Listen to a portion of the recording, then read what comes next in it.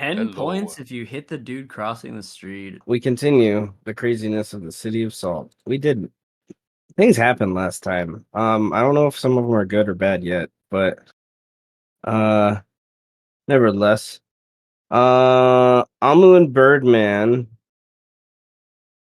are trying to find a way inside the Tarask last time because they have reason to believe through other means that the other candidate to be the Shadow of the Beast is hiding out in there. Uh Tenebris and Fallen are also spending a great deal of time crafting new spells and implements to conquer the world. Dun dun dun. I had a weird thought experiment the other day about how in like a more dark, you know, definitely version of it with, heavy Star Wars and dark elf and, magic D&D influences. There's still like a strange Pinky in the Brain element with Tenebris and Fallen that I enjoy. That they're like they're always laying plans to take over the world. I know, it's just like it made me chuckle the other day when I was like, they're kind of like that, but not like, I don't know. What are we Nevertheless, gonna do today, Lord Gravitas? yeah. Try to take over the world. um there is After we kind of set up some of that stuff a little bit, we finally got into Lord Gravitas being used, the simulacrum, with some tomfuckery of like the tower itself to like invite Alucard over and have Alucard start to lay some more specific plans related to Lossie, a former member of the 11th House, and Hio. Alucard's apprehensive at yeah, he's apprehensive. He knows trying to do that is Pio is less worried about it. It's just Pio has a lot more people that are aiding him. Lassie is a extremely powerful wizard, and Alucard knows that. So getting too close to Lassie may not be a good idea. Um Nevertheless, there is an exchange of promises and some redirection of how to approach this, of basically helping Lossie and also Pio at the same time try to avert each other and then use them both against each other, more or less, if I remember correctly, to take care of that problem without, Alucard having to do much of anything other than misdirection, basically. Um, he's given a Displacer Beast cloak as like a, memento to like seal the deal kind of thing, and then we went to a rest. Um, the rest ended relatively early for the three elves, but um, after their trance, but the city in the hours of that development, um, rumors building about the ballistae being like completely disabled, all of them, um, and the districts and bases and the different seals, just there's everyone's on high guard right now. It's someone needs to just kind of spit at the wrong person and there's going to be a big fight. You can feel the um intense quality, I guess, of that. um Early on in the morning, after Birdman trances, he goes to the Herald's Tavern, gets some grub, brings some back for Gormonger and Amu, and waits for them to kind of awake. Uh, Kind of just enjoying the morning silence, I think, in some ways. Um, and how trying to figure out in his own way, like how to get inside the Tarask, and we kind of discussed like the different possibilities that Birdman was aware of. Um, and Fallwind has spent some time in his early morning after his trance to send messages to Mel about the developments of the seventh house. Have her kind of stand at the ready for when the action needs to be taken, confirming the alliance, that seems to be pretty strong by at least words that have been shared so far, yet true actions of this alliance have yet to been taken. There's also a message to Killian about um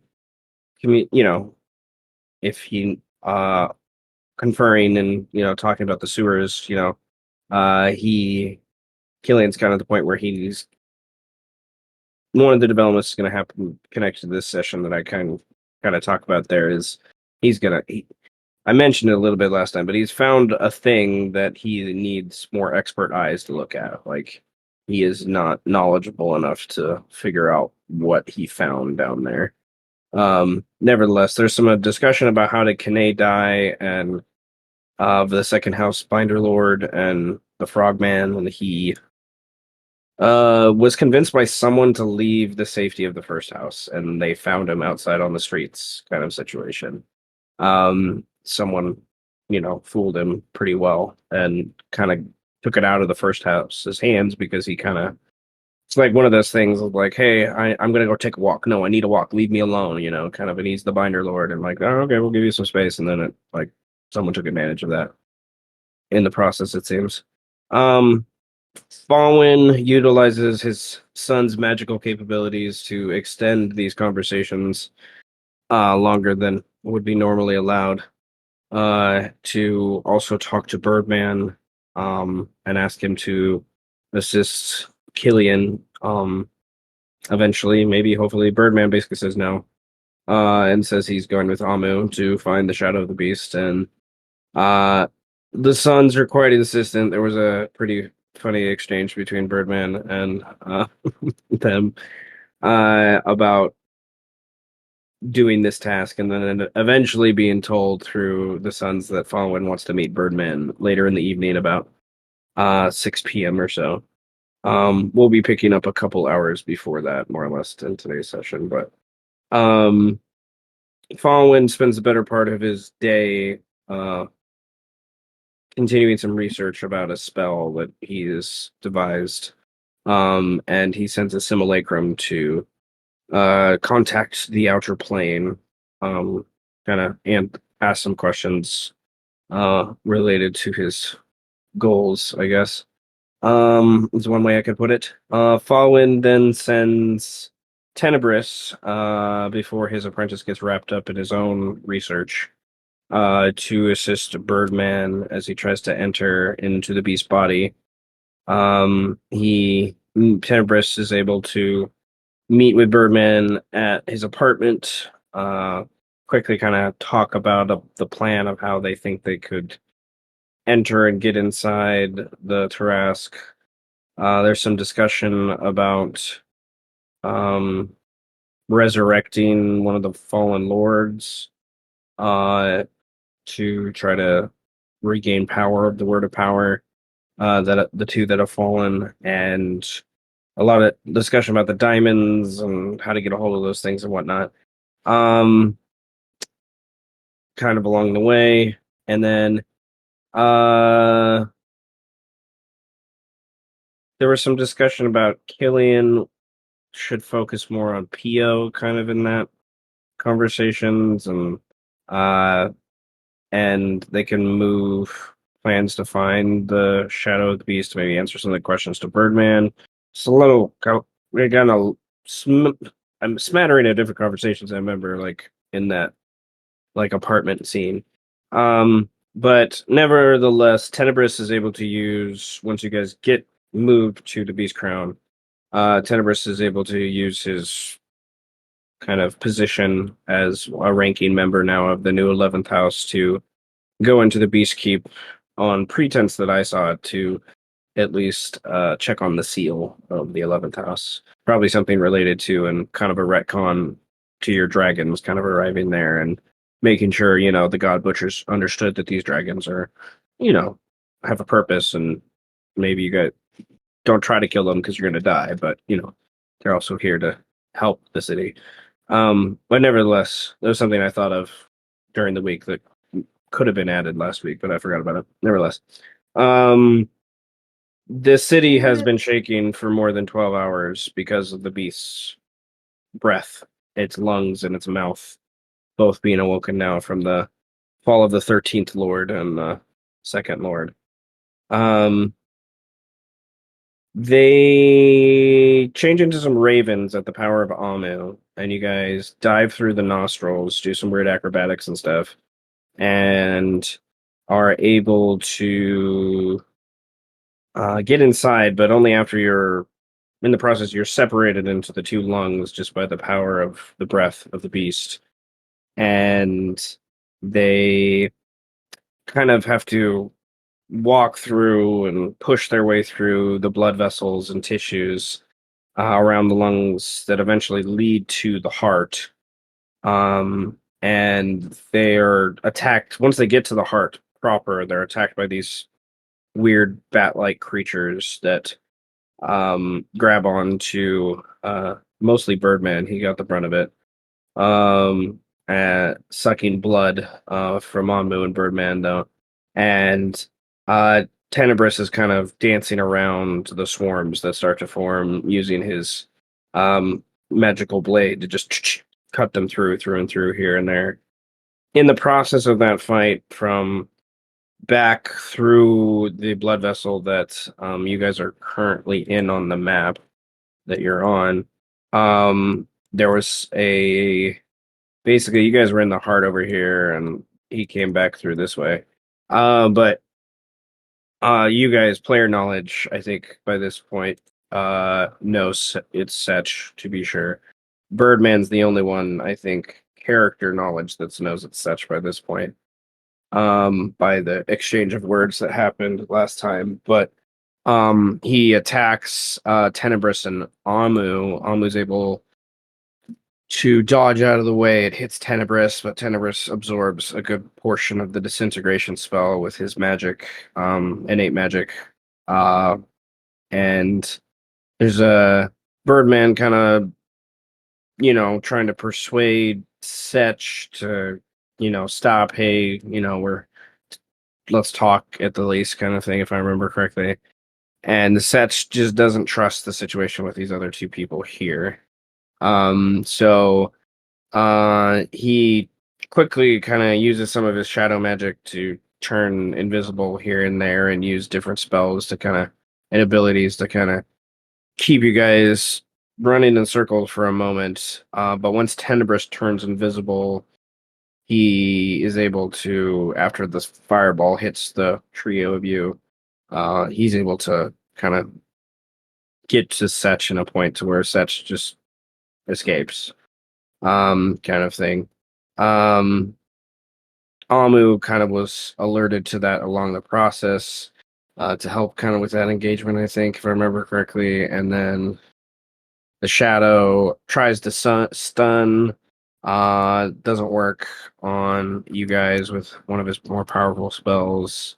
Really just kind of faded through the flesh of the beast. And I guess as a team, we're gonna pick up after some of this has occurred, but my there's still some things I guess that are hanging in the air related to the trio of you here in the lung of like where your next steps are and things that you want to invest into that idea. Because this oh, I have to refresh. Oh, there we go. I don't know. We ended last session in towards the mid to late afternoon. Is kind of where the some of that kind of pinpointed with things, I guess. So Tenebris, Amu, Birdman, like we'll pick up in a brief scene, I guess, still in the lungs after things have kind of dispersed and you've had a moment to kind of just sit here in the muck. Like, where do you guys go? Like, it wasn't quite clear with my notes that I had. Um, Amu would be as soon as like he's confident that such isn't coming back, he would go up to Birdman and ask, "Was that? Are you confident that that was Setch? He looked nothing like Setch from when I saw him." I don't think it's such anymore. I think at one point that could maybe have been him, but he didn't look like normal. Then who could But he this be definitely knew I now? was supposed to be here. Mm, uh, How how long has he been? Could he have been this way then? I don't know. Problems have been starting for how long has it been the since the Tarask like threw up? Since it froed up everywhere. Probably only a few days, really. Because that I think that was the first instance of it, right? Was he goes inside and it froze up. Well, player knowledge, obviously, it's been going on longer than that. Belch of the Beast. Yes, player knowledge, yes. The Belch of the Beast. That was mid part of that session. Okay. So, that's the same day. So that works. So 3. And then we. Wasn't that the episode when I killed the nut? Yes. I think so. I think so. Episode 51. Yes, which in Holy shit, it game, was so long ago. it was so long ago out of game. It's In like half a game, fucking that year. was 9 days ago.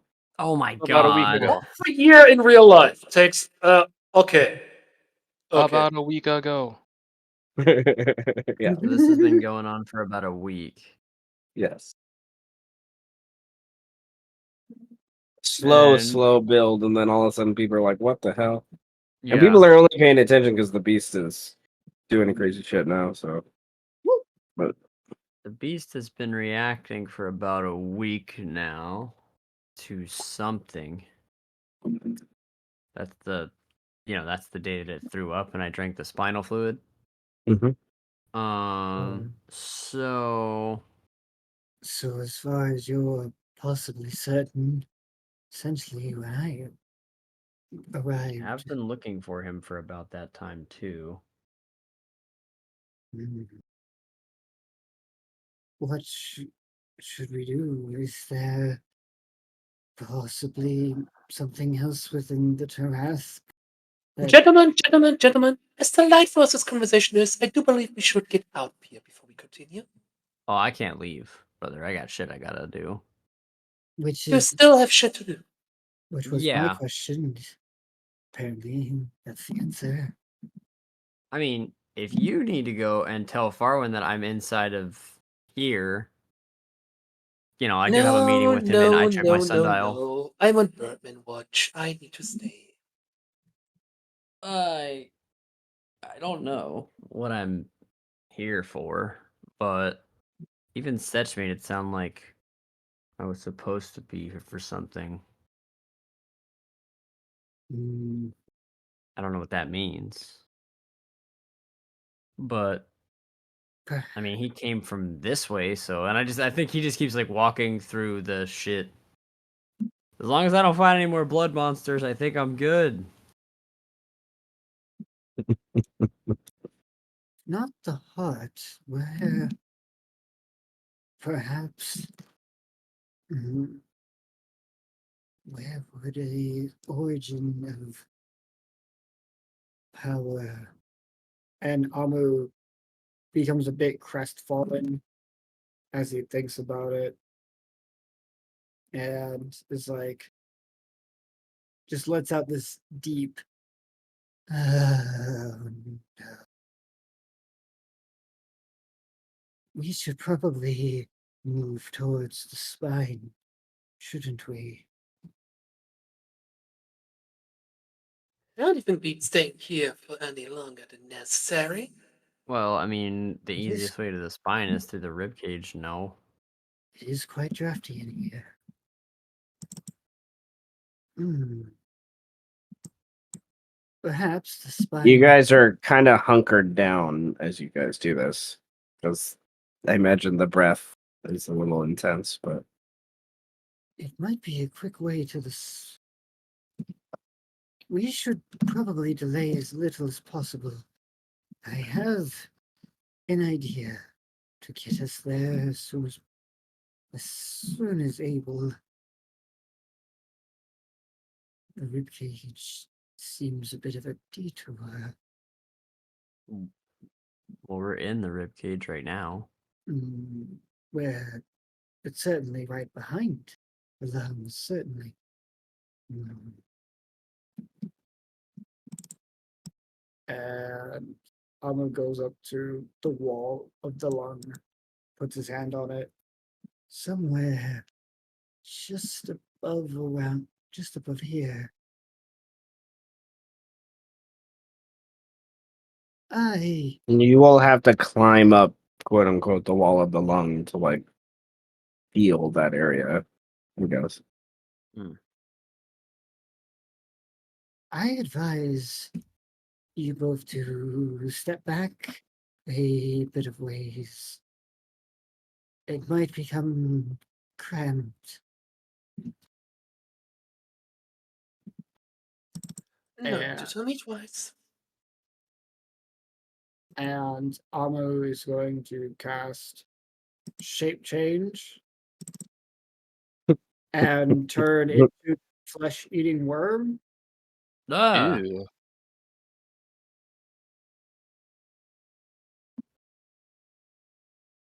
And as said flesh-eating worm is going to dig his way towards the spine. Yeah, Phil is quite creative. Gotta give him that. Okay. Give me 1 second to find the You should have been words. afraid of me, Brenton, not Mr. Meaty. The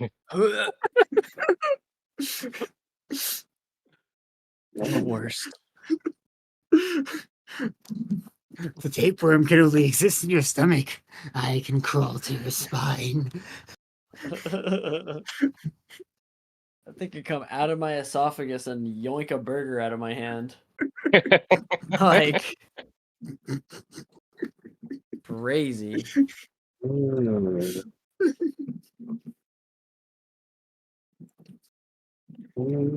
know.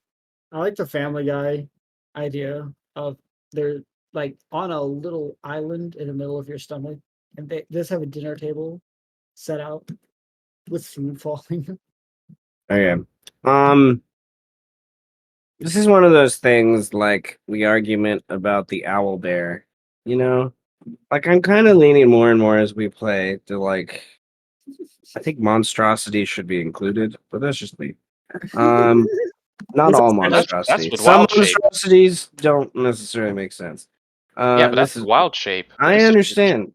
I know. I know. Okay, so I had to remember. I forgot. Like I forgot where I found the thing, but nevertheless, this is. Oh, that's right. I can drop these. All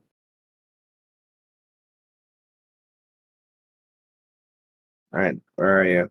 There you are. Ooh. So that's what he kind of turns into. Give me your burgers. Right, and this is only a CR3, so And they're that large. yeah. Yeah. Nevertheless, he starts crunching and then like regurgitating and spitting acid, and it takes him a while to break through, to be sure. But you generally all get the impression the only thing that would kind of work to break through is you need something like adamantine or something their equivalent. So Tenebris's sword probably could cut, but it would take him still a few cuts as well. It's a bone sword. Well, there you go. Nevertheless, Amu, I would like a. I don't think it's necessarily strength. To me, it sounds more like Constitution check Mhm. with the worm. They have a +4. To like the stamina to like eat and regurgitate and eat and regurgitate and go through this process because Yeah, okay. it's gonna take a while. So kind of like a save versus exhaustion, I think makes sense. That's a 21. We here do not support bulimia. You find it funny. are quite a fat corpse worm. Wow. Body shaming By before. by the time like even Yes, like Seth. halfway through. Your body shaming him after he had to go through horrific eating and purging. How insensitive of you. Yeah. Nevertheless, I imagine it takes you the better part of an hour to kind of eat through all this and go through it all. Birdman and Tenebris, what do you do while there's a constant, not a very nice noise happening from near you guys? Sounds like someone retching and pooping all at the same time. So, what do we do now? Do we follow? Do we wait for a signal? I don't know. I don't know if we should wait for him to come back. Will he come back or I don't know. That weasel's confounding. I could just crawl through the hole. There's nothing stopping me. I guess we're following then. All right. Oh, guess we Doesn't- go for the hole. Doesn't the All right. corpse firm have telepathic capabilities or something? Because we discussed it the 2 sessions ago. I think you mentioned something about telepathic shit. I forgot to open up the other thing that I was using too. Yeah. Okay. Okay.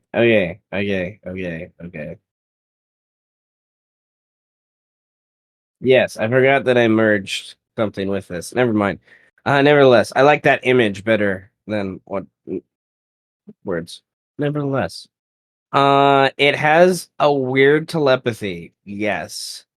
Um, you and it, be it also has you're not sure how, and I'm not sure either. I kind of like the mystery. Right by this point, it can speak all languages. Wait, What?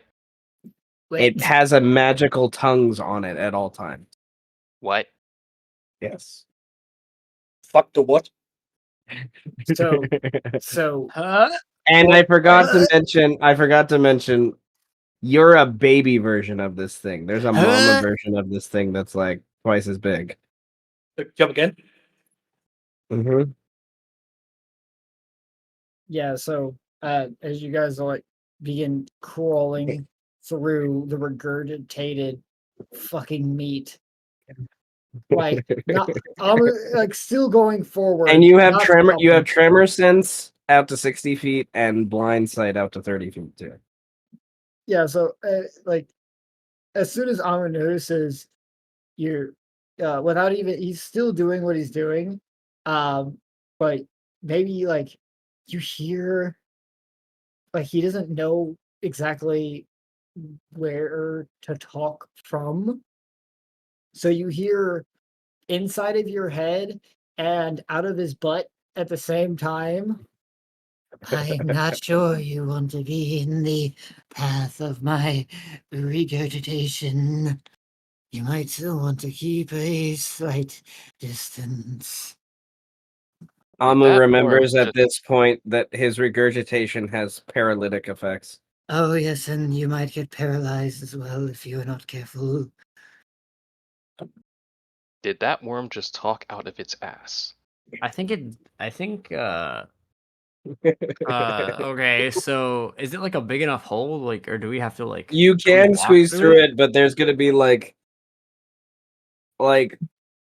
it's like oozing down like a trail, you know, that he's making, and it's like a few inches of this like ooze regurgitation. So if you wanted to roll, which you guys probably are more incapable to do this, I would think it'd be a pretty difficult check acrobatics to like squeeze through and try to avoid it. Nevertheless, if you don't avoid it, it's going to be a Constitution save versus poison. Oh For God. this paralytic effect.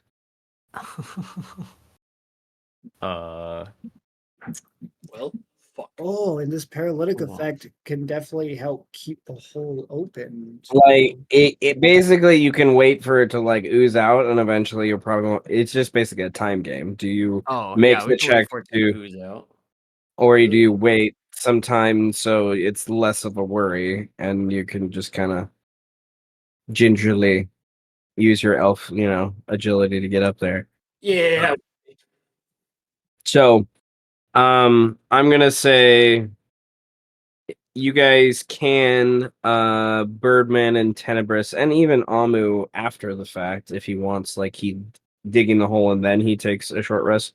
Like you two could take a short rest while he's digging and while you're waiting for it to like dry out. And then Amu could take a short rest while it's drying out after he digs. There's definitely enough time for that if you guys want to do that. Yeah, we could do that. Fair enough.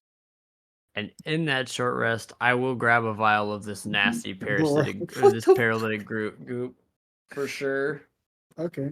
3/8 in a row. Ranger Man. shit. You know how it Then goes. I need to Okay. adjust one thing. 3/8 in a row, bro.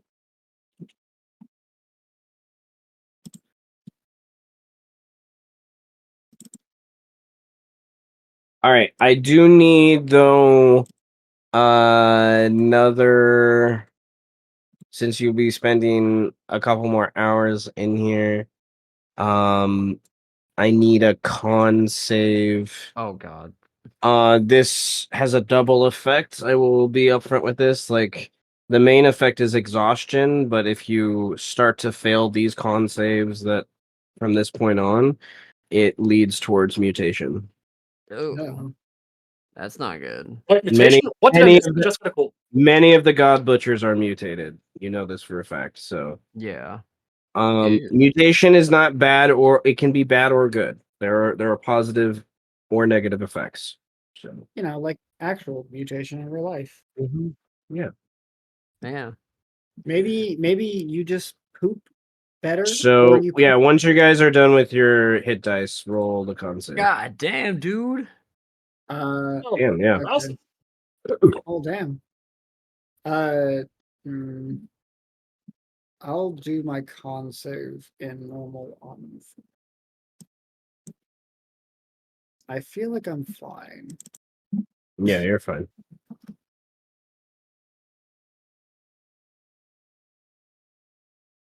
Yeah, I I didn't think about, because the hole has to essentially be maintained, but with the paralytic agent, kind of makes sense a bit more that the hole isn't sealing up immediately. Okay, I'm back. Yeah, no, the monster I'm using is something that came from the Tarask supplement that I bought years ago. It's a weird fucking creature. I was just like that. It's like it reminds me of like a weird dune worm meets crazy Tarask parasites. So Sci-fi and worms and Dune go way back. yeah, way back. Uh, nevertheless, Right, so Yeah, con just wait. saves. con save, yeah, Tenebris and Birdman con save. I Yeah, mean, just I'm I'm wait gonna use until an we get. inspiration for Thankful advantage. for foresight. Yeah, just wait until the illicit return, and there. Yes, you guys do remember you do start with inspiration. Which Brandon would you like to spend one to break the tie? Yes, I don't want to get paralyzed, man. Well, this is for exhaustion and mutation. That's even worse. So no. Yeah. You literally so- made my point even better. Nevertheless, well, you could have got a permanent regeneration then. I have a permanent regeneration. I just need temporary hit points, man. That's such I a love it. weird requirement. Uh-huh. All right. I guess something that gives Then, me 10 HP, or 10 HP, I'll be unstoppable. well, Amu, you're in this little pocket of flesh that you've created yourself that you kind of take a moment to rest in. And then the others start to slowly, slippily, climb up the tube. There is a sense by the time you get up to where Amu is that it's not moving insanely fast by any means because the seals are still in effect related to its regeneration properties. But there's the slow, constant, like you can even, it looks like it's squeezing in, like it's healing over, like it moves quicker than Amu would expect. This creature is unnatural, like that, in that aspect. But you're at the base of one of the, like, I imagine where the vertebrae kind of meet one of your ribs in the back area. Kind of above the bottom part of where the heart is, so you're like midish back, so to speak. And you see that there's this little it's like a flesh sac thing that kind of wraps around the spinal cord to like separate it from the organs and stuff that Amu has yet to pierce through. Because there's gonna be some Uzis and whatnot, and it probably better for everyone to be closer to it rather than get washed down in there and stuff. Yet again. So once they're up, who would like to do the honors to cut into the spine area, and then you kind of have to like carve out a little area, my brain imagines, and then someone needs to have something strong enough to cut through the bone. In in player knowledge, if you remember, Setch used the disintegration spell to do this before. So, what do you guys want to do? Well, Greed had to be AFK. Well, Amu has a sunblade. So I do have. Amu does have a sunblade. Yes, that's true. I forgot. Yes. I forgot more than one of you have sunblades in this game. It's kind of ironic because it was the same thing in Animaesus campaign 1. There was like 2 people or 3 people that had sunblades at one point. But nevertheless, Hmm. it would be yeah, you need to use a weapon that can actually hurt the Tarrasque. Like this is one of those things where I'm using some of the mechanics from the actual creature. Like it cannot be, it has to be a magical weapon, and it has to have something equivalent to like adamantine. So a sunblade would make sense in my brain. you can crush the bones. Mhm. Probably not. Would take a second. It's more like you using, my brain's like using, you're kind of like laser cutting it slowly. Yeah. It was like, psh, So to me, it's not somewhat, I don't know if it necessarily,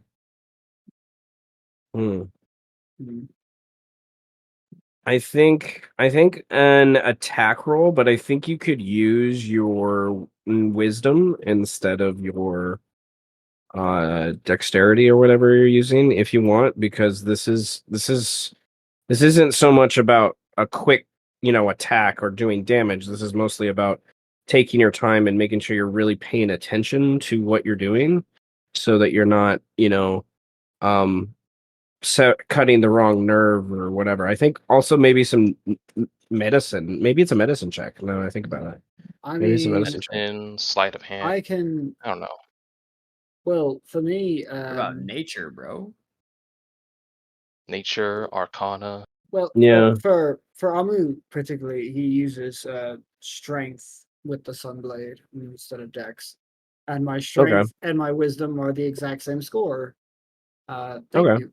So, um, I think I'll just do it like that. My medicine is only a +4. My nature is a +8. Mm,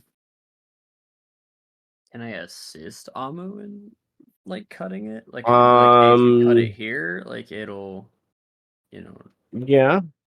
Yeah, sure. give that boy advantage, or do you? You got the Yeah, sword, this dude. You got to this do is it. more of an ability a check than an attack. So yeah, I think that's fine. I say okay. I think I can help you with like if you do like a nature check. Okay. My medicine's Sure, yeah. not any better than yours, but nature I can definitely help you with. Well, I have a plus, so I have +8 in nature, so yeah, I could totally do that. So let's drop then 21 Yeah. and so how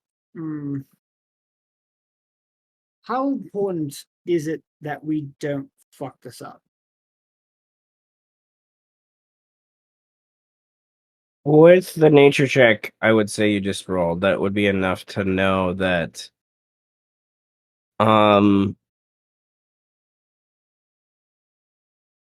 a god butchers in the past, the spine is generally avoided because the magic uses it as a conduit to help keep the seals kind of together, sort of.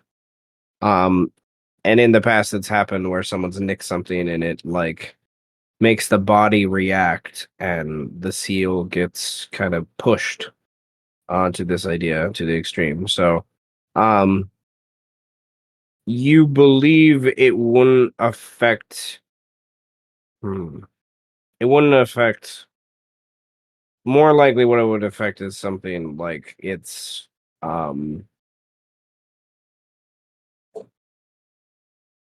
I guess it would be kind of like the heart. Like you may do something to its heart if you mess this up, kind of thing, because you're really close to it. I imagine where a lot of those nerve centers are kind of connected to it. Okay. Then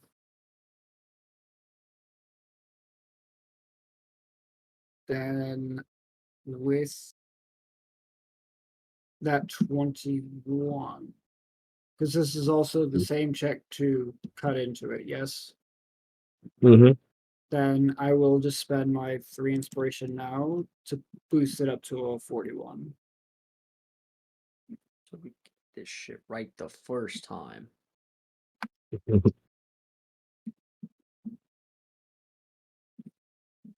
Okay.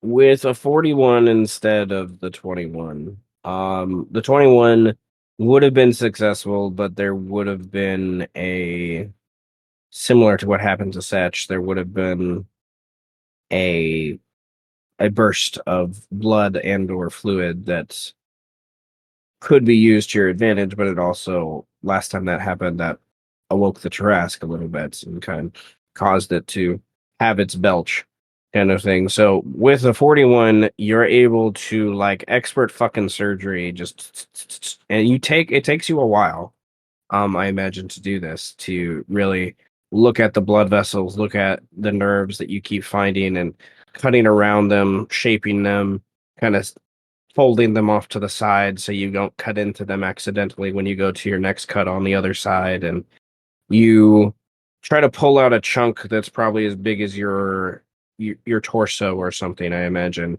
of this kind of flesh, and then start to cut into the bone, and it you all have to like cover your mouth and whatnot from the heat of the sunblade as it slowly cuts into the bone, and you eventually are able to pick off, I imagine with Birdman and Tenebris's help, kind of pry off a piece of chunk of that bone and kind of set it off to the side, and it has that weird lattice structure that vertebrae often have, and you see this weird tube that's as big as around as a large creature that is the spinal cord itself that's within the vertebrae, and you use your sunblade to kind of ever so gently, just like the pointed end, the last few inches, you don't cut in too deep, very very, so that Birdman, who's assisting you, can come in with I imagine a vial or even a water skin or something like that, and kind of start to siphon off some of the spinal fluid, kind of thing. And Birdman, I would like an insight check. Oh god. Insight. Can I give him a? Is this something that is only him alone, or could I potentially give If advantage? you saw the spinal fluid, you saw the spinal fluid before, yeah, roll. Yeah, You could give him, yeah, definitely. get advantage. Yeah. Roll again. That's better. Woo! That's way better. That's a lot better. Holy. You know there's something you're missing that Setch did, but you know that the spinal fluid did give you this first insight into these things. You know you have to drink this if you want to understand more. Oh fuck. Like, It's quite okay. obvious. Like, it just comes to you as you see it in this, like, this water skin thing that you have on you. You're just like, Just you looking know, at it. you're just like, and it's gonna be nasty. It's gonna hurt. It's not gonna be fun. But like, there's something that you don't know how else you would know what such. You don't know what he did in here. You don't know exactly what he did. So like, you're missing a step, but he eventually drank this. So something maybe you didn't drink enough last time. Yeah, the last time I drank this, I got mutated, I think. Yep, you did. So, like, the last time I drank this, I grew scales, which is kind of weird. Mm-hmm. So Mm-hmm. Mm-hmm. it was Um, like, I think Birdman understands like that this is gonna suck, but he's kind of like, yeah, maybe I didn't drink enough last time or something. Something dumb. It's just like, huh. Um. It doesn't look as bad as it Yeah. seems. Like, I think he keeps looking at Elmo and being like, I really thought this is gonna be a lot grosser process. It's just because Almost so damn good. Yeah, right? He just didn't disintegrate, the spinal cord and let it spew all over him. Yeah. He just, probably uh, wasn't helpful. yeah, no. Oh god. Well, how long does it take us to, and how much do we get? And how long does it take us? Based upon that check and the time that I think you're taking into this, you get 1 unit of spinal fluid, which is the equivalent of like a few liters. Oh god. Damn. It's like a 2-liter bottle basically that you Oh have. my Holy god. shit. Jeez. A 2-liter bottle of spinal Okay, fluid.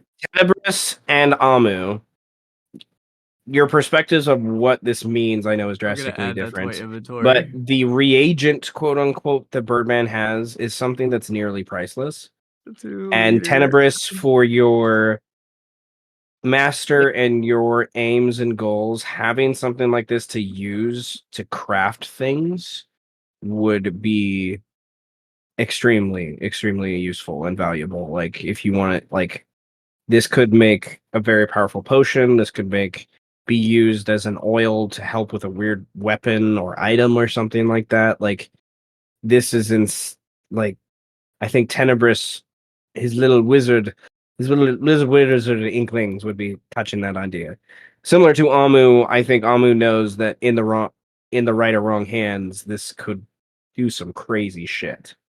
And I think Amu, as part of the nature and insight, would come to a similar conclusion to Birdman that drinking this would offer abilities, good or bad, that could be something people want, or at the least, I know most druids have herbalism and alchemy. You know, you could make something crazy with this. I know we've talked about they can distill it into alcohol. They distill Yeah, it into no, like a it's this very crazy. potent alcohol. I think It's is one what of we the talked most about potent, last and time. yes, it's one of the most potent and powerful alcohols. But it's They also make just great one of those alcohol things out of it. that's like I imagine for some of your really crazy, very rare, and legendary potions. This is like the thing you need. Is like Tarask fluid, like the most precious form of it. So if you can get spinal fluid or you can get brain matter or whatnot, that's the best. If you can get blood, sure, blood's nice. But this stuff is just oh god, if you could get bone marrow, that's even better. But Bone drill I mean, I We would, probably I would, can now. I would, it would take you some time, but you know. I would probably, fuck. What was I? God damn it! I had something in my head, and then it decided to fart on me. That Shit. happens to me at least once a day. I just had it like literally a few seconds ago. Fuck. Damn it. I think. Oh yeah, I remember it now. I think Amu though, what to add to this idea of like, yeah, he knows that in the wrong hands this could do a lot of damage, but he also knows, like, he just used a level 9 spell. And it took him the entire duration of the spell just to get to the spine. Like, might not have been the best of positions, but even still. And then it took extremely careful precision to safely extract the fluid. So this isn't something that just anyone can do. This is something Either. that could probably And be done. It's yeah, like there's a grand quest that God Butchers go on if they want to do this, but there's like a group of them that come together and they mine for weeks and have to fight against the growth and all this stuff. Yeah, it rarely happens. It rarely happens. This is the Mount Everest of of being a god But that's butcher. also This the is crazy thing crazy. because 9 days ago this happened. Setch did this in his own way too, so it's like, I don't know. The the pressures of being almost level 20, guys. I love it. I think if you tell me that, I want to drink it more. Like, I think Well, if it's not already obvious by this point, Birdman, you will have there is story things that you will only learn if you drink it.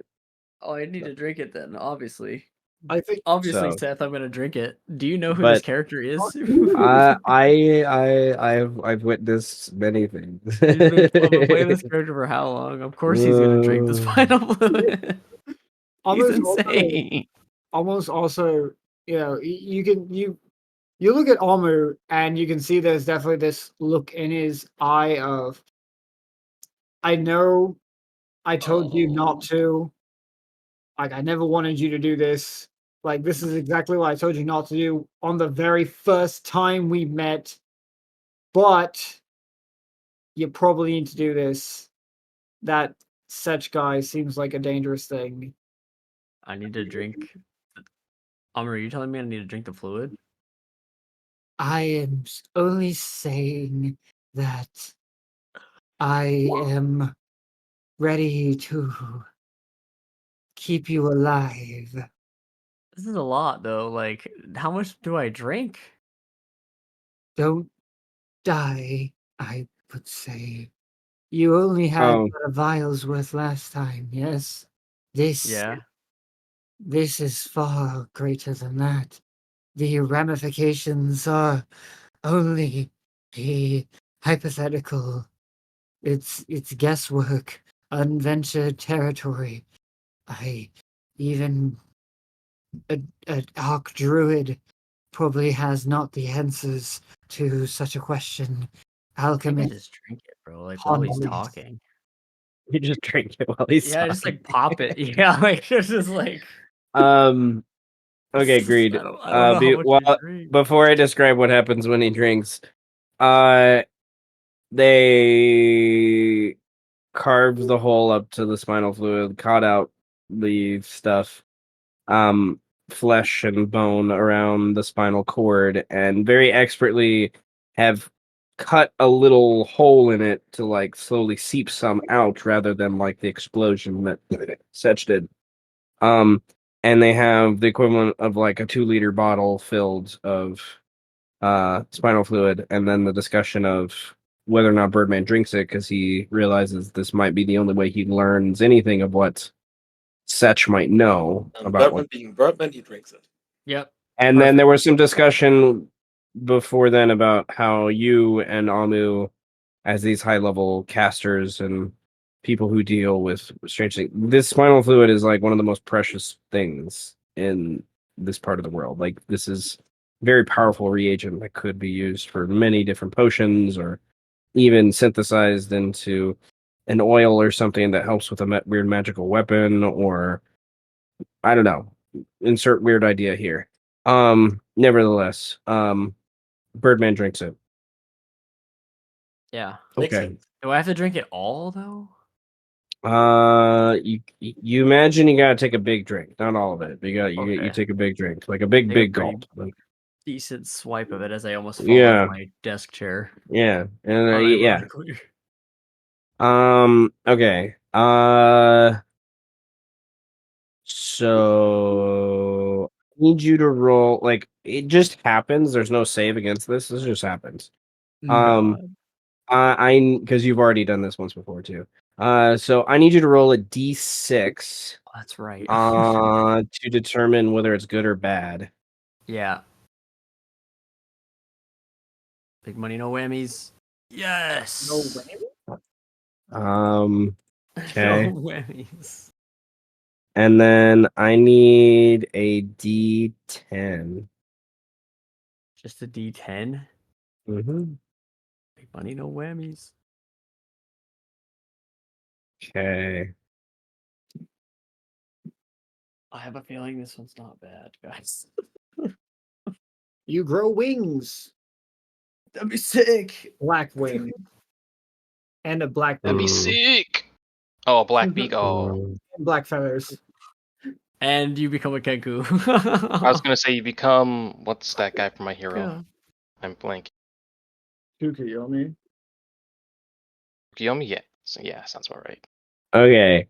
Oh, Tokiyami. You have this like weird, like rough patch on your skin that used to be those weird scales that you had for a while, and you drink, and it just is in your. Oh God, it's nasty. Oh God, I don't even know how I want to describe it. Like I don't even know. Like black licorice meets is Imagine where my Amo brain. in the toilet in Yeah, front but of it's like Oh really, really my thick and god. oily, and it's just like, oh, it's so hard to swallow. It's like molasses almost at the same time. It's just like, Oh, oh, okay. yeah, it's nasty.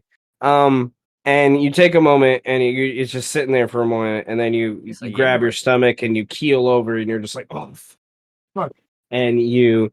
I want to throw up, but you hold it in because you know that this has to stay. This has to go through this thing, and you kind of what Amu and Tenebra see is he starts to seizure, right? And you guys kind of go to attend him, and Amu knows enough wisdom. You both know enough wisdom. You just got to let it go through. There's not much you can do. So you just make sure he can breathe, all these things. And he's going through this seizure.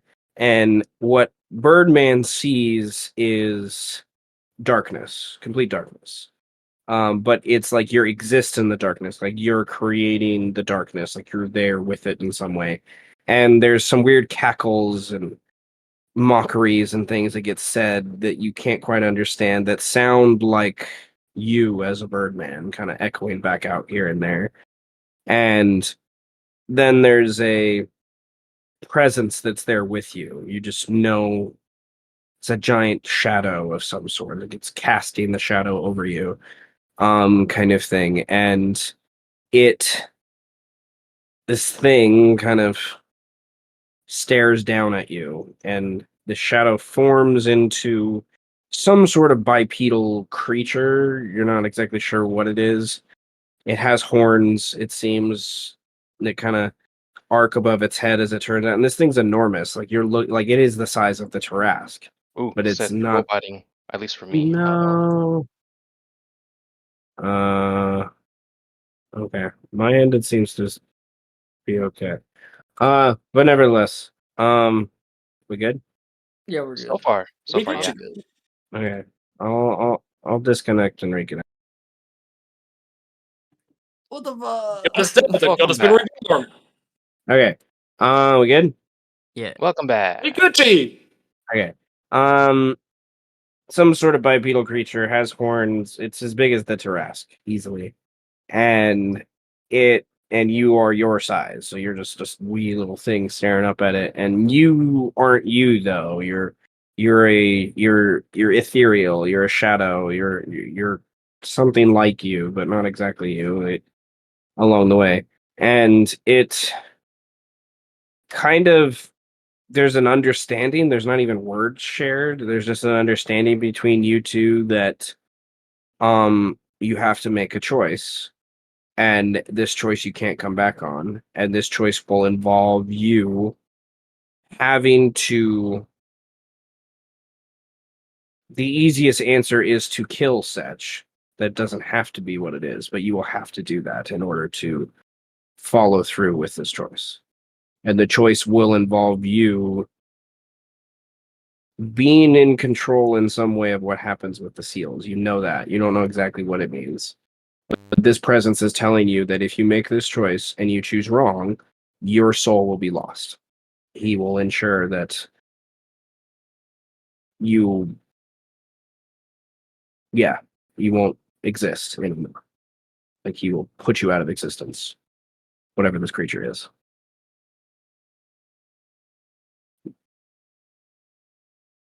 So, do you kill Tur? Do you go after on a hunt and find Setch and kill him, or do you choose not to and find a different path? I guess is the question. You have to put a stop to him, is the understanding. It doesn't necessarily have to be killing, I guess. Meanwhile, while he thinks about that for a moment, you guys see as he goes through the seizure where he had these weird rough patches that starts to grow and scale up, and armor, scale armor, kind of thick, scaly armor starts to grow around him. Like around his wrists, around his fists, around his cheekbones, up through his neck, where you can see his hair starts to like kind of shrivel back a little bit as it kind of goes around his widow peak and around his ears and face and things like that. So, Brandon, what do you do? Fuck, dude. So I have a choice to not kill Sedge and walk a different path. Mm-hmm. And But that it's path, you not will not telling get me. any more aid for this I was thing. gonna say what? Oh, I was gonna say what So is it will that it will path? basically it will aid you if you go after Setch. If you choose not, then you'll figure it out on your own. It's Fuck. simple. And you get the impression if you go off on your own that means that it will not protect your soul. So whatever happens to your soul is done. Like kind of thing. You get the impression that if you follow this, and I don't know, you could roll a religion check if you want to see if Yeah, you know dude. if you grew up in Animaesus lands, to see if you know who this might be. What the fuck, dude? Okay. There is a entity that has come to the people throughout the millennia of the Animaesus lands that has guided them. Back before the Tarrasque, there were temples everywhere to this creature. His name was the Changer, the Change Maker. Eventually, they named him and they call him Jacques or something to that effect. You believe that's who this is? Is this entity is giving you a choice that you can be you can be part of his change, or you can choose a different part of his change, and if you choose that, then he'll let whatever happens, kind of thing. You generally get the impression he does not agree with what Setch has done. That's not what Setch he wanted Setch to do. You generally get the impression he gave this choice to Setch, and then Setch misinterpreted it into what he wanted to happen. I think he just looks up at it and asks, like, what am I supposed to change? Like, he, like, asks, like, what, like, to it. Just says it. What am I supposed to change? You get the general impression that it's frustrated that you don't already know. It's frustrated that you're so short-sighted as a mortal and so young and stupid, and it's just like, God damn it, I have to explain this to you, kind of thing. Jock is not a benevolent creature. Yeah, change is change. It's neither good or He's just like, you should just like he's one of, like, you just give into it is like kind of the impression you get, that he kind of says at first, and then he realizes that's not enough for you to like choose, and he understands, and his grumble, some sort of grumble about something about knowledge and how stupid it can be sometimes. And there's like an essence that he like kneels down to like level to you, and he's like definitely being condescending a little bit along the way. And this shadow, this essence that he is, and the horns kind of situate and create another shadow kind of above you, from whatever this being seems to be. He's obviously not letting you see his true form. He doesn't want you to see it too. You generally get the impression like he's purposely using the shadow along the way. Even though it's like groping around you and like part of you at the same time. And he kind of sends images to your mind about how the Tarrasque slept in the mountains to the east for generations, and how the change of that awakening was supposed to be something that stopped a great calamity from happening. And you see the tower that fell to the south, and how it had some sort of connection to that, but how that power was able to kind of manipulate the beast and kind of put it to sleep. And so it awoke by accident and also kind of on purpose. You generally get the impression Jock led these people there, these Animaesus there to find it. But he gave them a choice, and they didn't choose what he thought they would. And he set down on this weird path that the Tarrasque eventually gets controlled by this dark entity, trails through the lands. It's history, Eventually it gets put down by these warriors. The armies group up together. Once it's kind of put down and the seals start to get formed, the initial seals and whatnot, you get the impression that is not something Jock ever wanted to have happen. This is not the change he wanted for this land, and not what the change that people needed for this land. This creature is destroying this land, and if it continues to stay here, it will only bring destruction. Like, it's not, that's its purpose. And its destruction was supposed to lead away from this land, and it will. That's what it will eventually do. He believes the shadow of the beast. He's tried this a few times, and every time it seems to work a little harder, a little better, I guess I should say. A little more part of a connection, I guess, to the thing. You generally get the impression he's tried this dozens of times with different candidates and things like that. And the most recent candidate, Setch, you kind of see imagery that he shows you of how Setch was born from an attempt by this deity to craft a being of the Tarrasque so it would have a more intimate connection and kind of use his power to make this weird monstrosity changeling thing. But what he didn't expect was a different kind of connection, and he kind of shows you imagery of you over the years getting an intimacy with the people in the city and the beast that it is, that doesn't involve magic, that doesn't involve alchemy, that doesn't involve, manipulating things. It's intuition, if nothing else. And he believes that maybe that's a better candidate now that he sees that he was, maybe you can lead its shadow. And this is 100% me speaking as a DM to you as a player.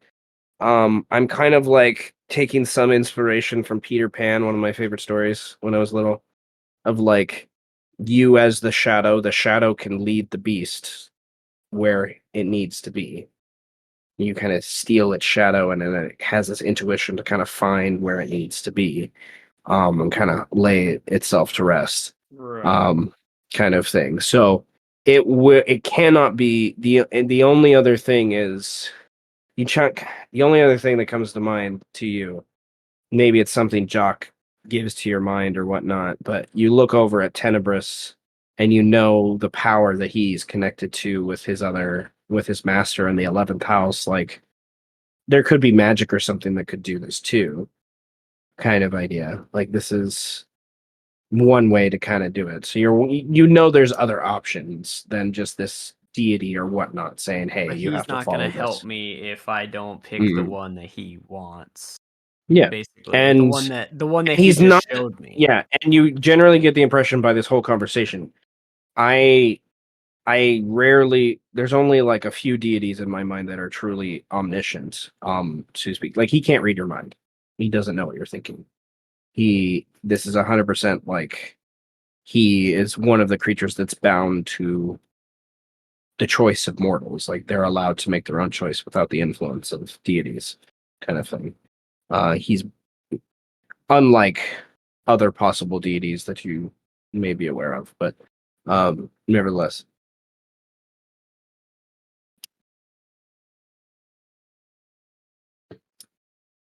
Oh my god. I think he says okay. Like, where do I find Setch at? Like, where is he? What does he want? You know? Like, he obviously wants a change, but like, what kind of change does he want? Like, He full Shinto wants mode, you. or You see imagery of the Tarrasque waking up, but you see imagery of Setch using the Tarrasque to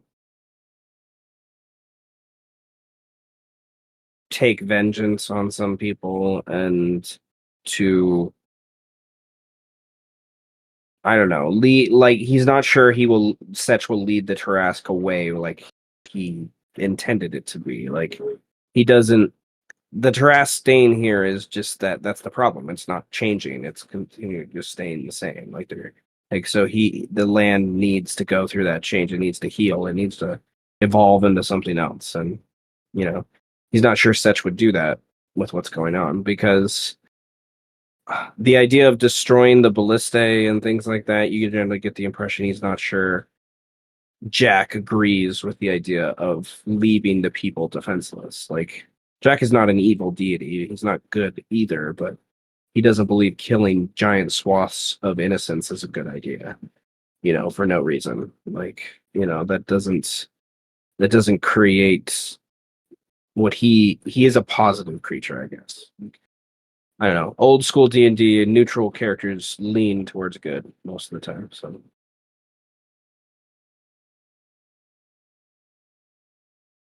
so how do I stop the Tarrasque from like waking up, or do I not? you generally get the impression that the Tarrasque waking needs to happen. That that he doesn't believe you should stop that from happening. He believes you should stop anyone from waylaying the Tarrasque or fighting the Tarrasque to keep it here. That Tarrasque needs to be taken away, needs to be led off of this continent to go somewhere else. And then there's something that will hint towards this change. There's we've talked about this before, and I think in the past with some of these things, but nevertheless, like historians and things believe the Tarrasque was on a trajectory anyway. Like some people believe, like if we go back, we can go to the main map. Like it was moving with a purpose, and it wasn't going towards the south where Hod's Tower was. Like so, it awoke in these mountains, and then it traversed all the way over to here, and like it eventually was stopped and waylaid here, but many historians believe that it would have kept going like west and eventually would have left the continent anyways, kind of thing. And then it's like, out of sight, out of mind kind of thing. Hmm. But wait, where was it going then? You would need to roll a really high survival or nature check. And this has nothing to do with, like, this would be mountain or forest knowledge. I have forest knowledge, not mountain knowledge. Okay, you could use your I forest did knowledge to assist survive. you. I did survive around the forest of these areas before coming here, before I met Eros.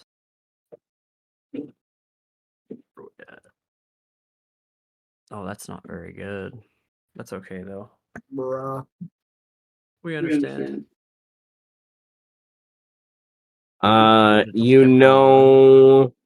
Eventually, after another 400 or 500 miles, there's a great ocean west that it might hit.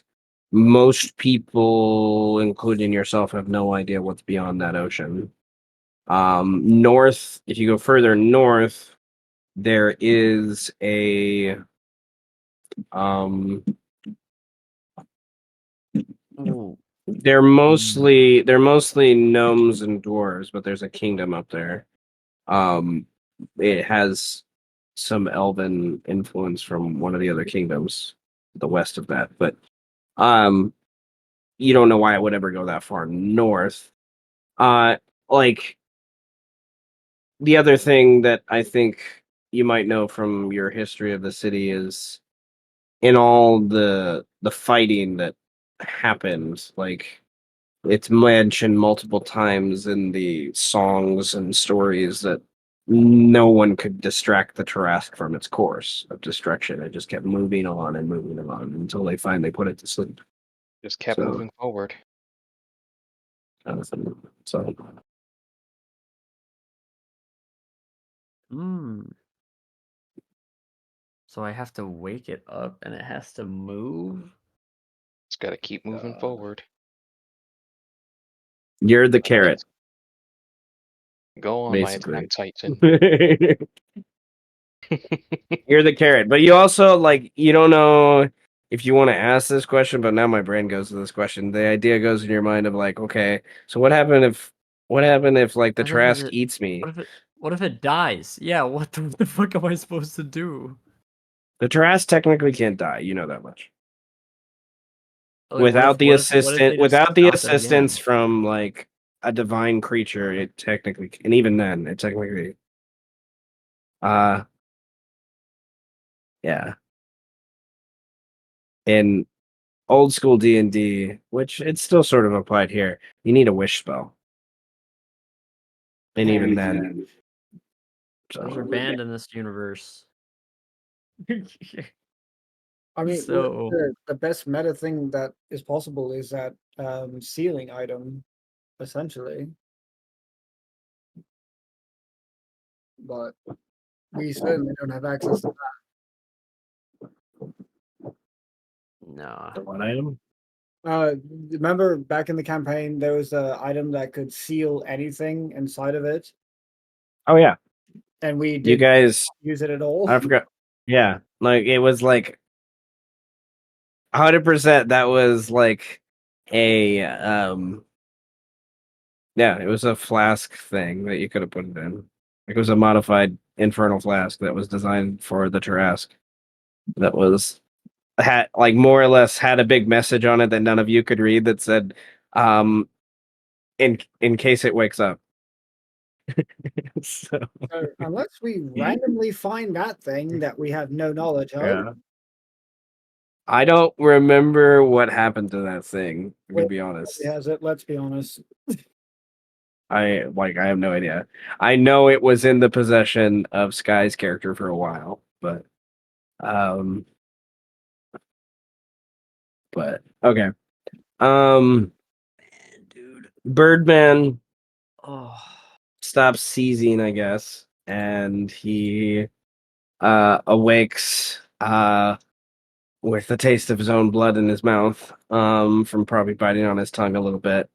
Jesus. And he has might take him a moment to recognize the scales around his body, as he becomes a Oh little coherent man. after those things. But you do gain a positive benefit from these scales that is now permanent. Um, you have resistance to uh, non-magical bludgeoning, piercing, and slashing. Let's go. Got permanent Uh, eczema. I do have permanent eczema, but um,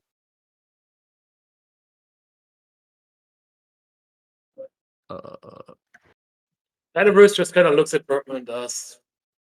You good? yeah, about as Good. good could be. You mutated fur. Yeah, it's kind of sick. Should we now refer to you as Scaled Man? I mean, you weren't a No. bird Uh. in the first place, at least to my He's knowledge. an elf, but he's called Birdman. Why would you change anything now?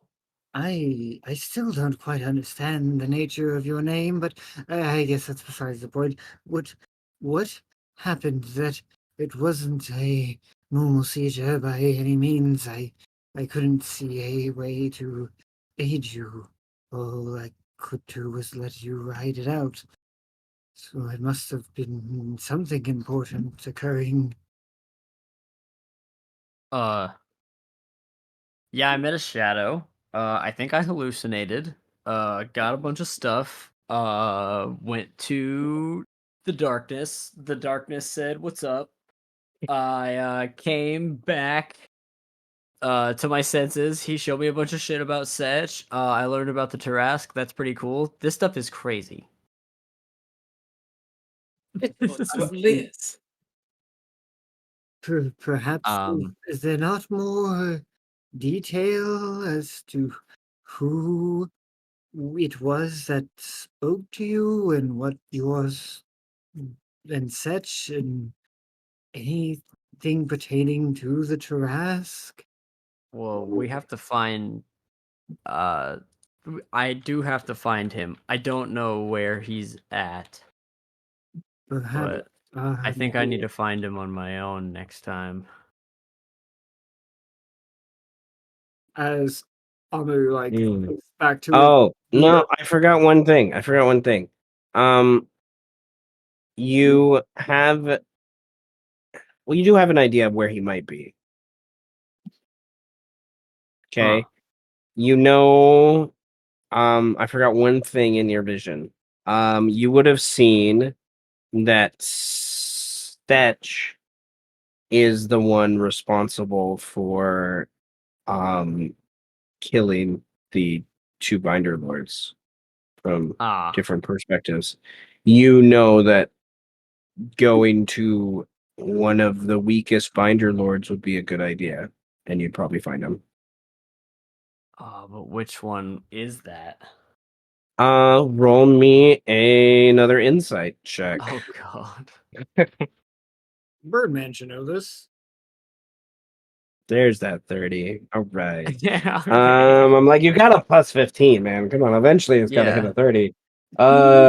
It's like, nevertheless, okay. You have the little like lineup in your brain, right, of the different binder lords, okay? And you know, right, that Kane has been taken out and that Rexani has been taken out from the 13th house. Thinking about the other Binder Lords, you immediately rule out the 11th and 12th house. Okay. Because you know that would be insane for Setch to try to do something like that. And you're pretty sure Setch wouldn't do that to Mel either. Like, you would hope so. Um, the other ideas that you kind of cross off relatively quickly are Macinefex, because he always has a shit ton of people around him and he's a pretty powerful druid. You crack the fifth house, Anton, probably not gonna happen without some aid on his part. And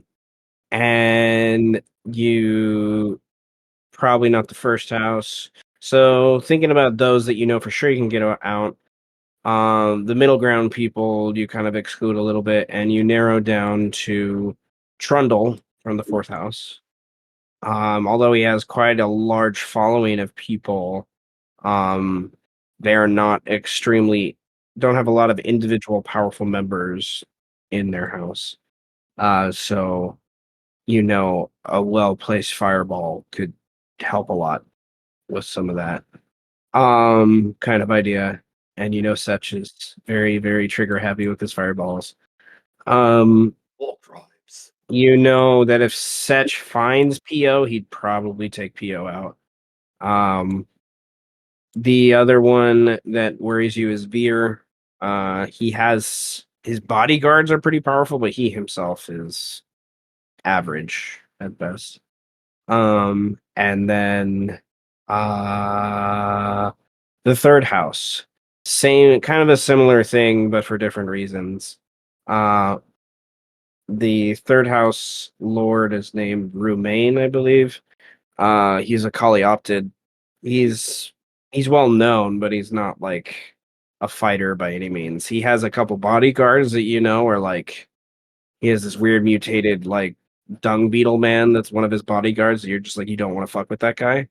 But other than that, you know, if Setch was able to like with Kane, like lure him away, it would be not too much of an Right. issue.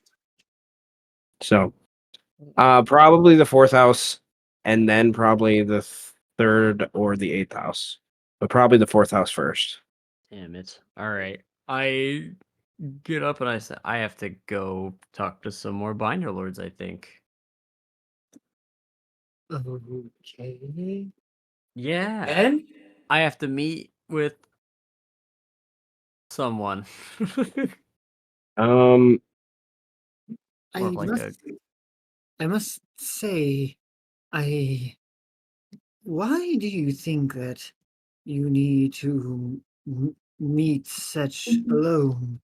I know he was quite quick to attack me in Tenebris, but I think that it showcases the danger that he does hold and possess.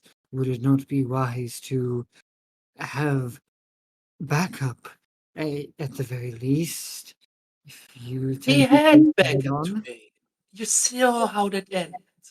in a unfavorable terrain to I us. think I think we just have a misunderstanding. Because a misunderstanding leads to a fire. Yeah. Mm, Um Look, I don't get it, but like I want to. So I need to go do it. You know? I I, suppose. I truly do not know. No, I can't say that I do. I just think that like yeah, you know? But then I sincerely ask that you, if if you truly believe that you need to do this on your own, then I I will not stop you, but I ask only for the slightest amount of understanding and clear communication from your part. See, I never. It took years for me to finally leave the city myself because I was always worried about Pio and the danger he could get himself in. But Yes. with the things that he's done, he showcased to me that he is able to hold his own quite well.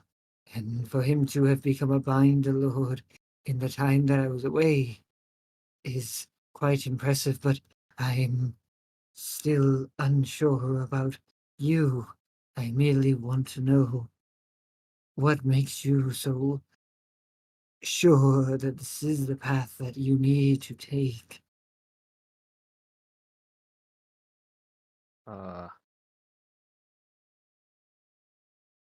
Because the freaky shadow man told me to. Damn it, Birdman, I do not know who this freaky shadow man is, so it's Just hard saw to him. say I have You confidence heard in. him. The freaking Shadow Man told him to. Why are you I still questioning him? I will not take that from you of all people. I am worried. Well, and Here, Amu, I think, would know as an full-blooded Animesus. Freaky shadow creatures. N- good things, maybe sometimes. But most of the time that's not. Like of Hod, of his influence and that kind of idea. It makes you think of that. So, I imagine your people would still have crazy tales about this oh, monster in the tower to the south. especially druids, probably as Mm-hmm. well. Mm-hmm. Almost, so yeah, almost would insist here. At least give me something concrete to know that this is actually under control. It When you was say told shadow, it had to go. to, Birdman, when you say shadow, all I can think of is the Tower of Hod and what almost befell the Animaesus of old. Yeah, but what if it wasn't going that way, though? I know not of the Tarask and its full path and understandings, and if It's you on would, a pathway, dude. It's trying to run away from something. Wait. The Taras is trying to run away. It's From trying to what? run away from here. It's not supposed to be here. It has to go. I suppose I can't fold it, given what it's been subjected to. well, I do It's agree. look, it's alive. We And know that. That's why we have and the we're seals. Yes, killing it. I don't think you could Whatever the keep. freaky shadow man showed me, he just told me that it has to go. Birdman, can you just give me a name? It What didn't give me a name. the It's like shadow? it's like fucking I don't remember, dude. Said there had to be a change. The freaky shadow said there had to be a change Yes. and that the Tarask needs to run away. It just has it's just it's going somewhere. It needs to leave it needs to leave here. It can't be here anymore. While I do agree that the Tarask being here is a great concern, I'm still not. Mm, That's what it means. It I don't know. I was going to do an insight check to try and parse through the cryptic bullshit that is Birdman right now. has to work. It has to go. It has to move. It likes to move it across the Move continent. it, move it. Man is Oh no. I'll let them clearly, move it. this man is worse than he normally is off of Dick the It Ripper. has to Oh go. no. So it wasn't supposed to be with advantage, but it's the exact same number, so how can I cut through this bullshit to figure out what the fuck he's even remotely on about? Freaky Shadow Man change, it has to go. It can't stay here. It Why don't you roll a religion check? okay, that's going to be worse, but fuck it. Yeah, it's just gonna be worse. Okay. You insight check. You know, Birdman believes what he's saying. You know, Birdman saw something. Trying to piece together exactly what he saw by his description. You're not exactly sure you could put a name to it, but you know there are entities that have influenced the lands for millennia. One of those entities took a physical form in the lands in that Hod's tower, to be sure. But there are discussions of other entities that exist in the lands that have influenced them and take different forms. You're hoping it's one of those benevolent creatures that have watched over these lands for a while. The shadow idea, you've only ever heard it in place of Hod. You haven't really heard it in another form before. But you also know shadows are a natural thing. Like they're not something that is abnormal. So the shadow of the beast being able to be influenced and things. I don't think you are as scared of it as you once as now that you think about it a little more, but you don't know what to think of it, I think. Um Birdman, you hear weird cackles every now and then. I just want to keep mentioning that as much as possible. From where? Like just from like behind me? Yep.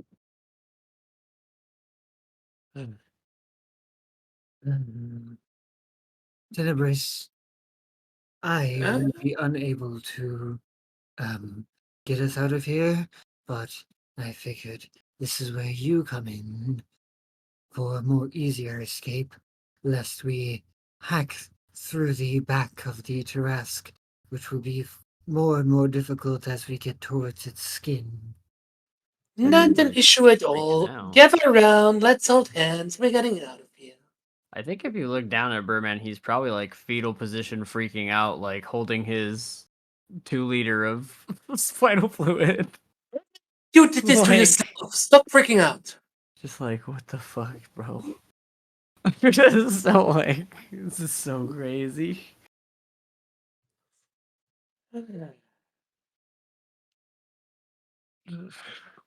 Amu definitely he's with if with Birdman being so cryptic, Amu is honestly eyeing that spinal fluid and thinking about what he could possibly do with it to make more sense of this situation. I got my Tarask reagents. I don't need this battle fluid. I'm teleporting this out. Where do we want to go? Out. Where Literally precisely? anywhere. Still in the city, but out. I mean, clearly it would be more easier for us to get to be in the tower, wouldn't it? Like it could just be the entrance. It doesn't have to be like somewhere high up. That way you can just kick us out immediately. Yeah. Yeah, that makes sense. Alright, to the tower entrance. I've got research to do.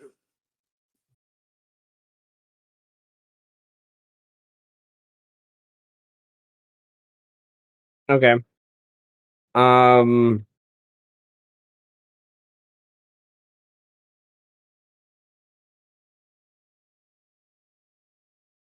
The mental fortitude on Bora is commendable. Yeah, that dude deals with a He's lot. seen so much shit. Yeah, So much fucking happened. Don't stand. that dude deals with a lot. Yeah. Over Fucking Jock Well, just keeps popping up everywhere. Here's the interesting thing, though.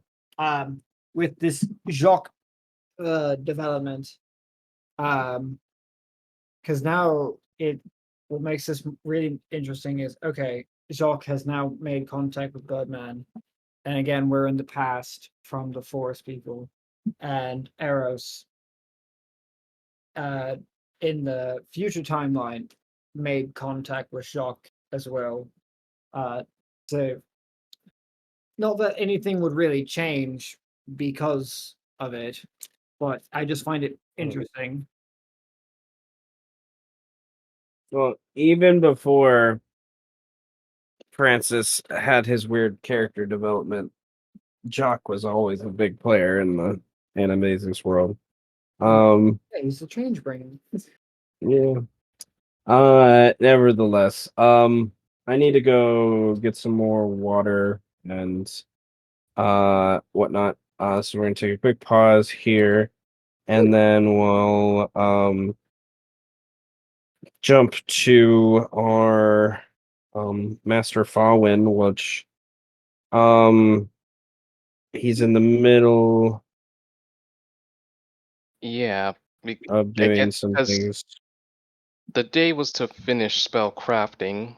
No Yeah. street timeline was given, but you said it would take much of the day. And then I was going, Mhm. whatever time left, I was going to then do weapon evolution and squeeze in another Ember visit if possible.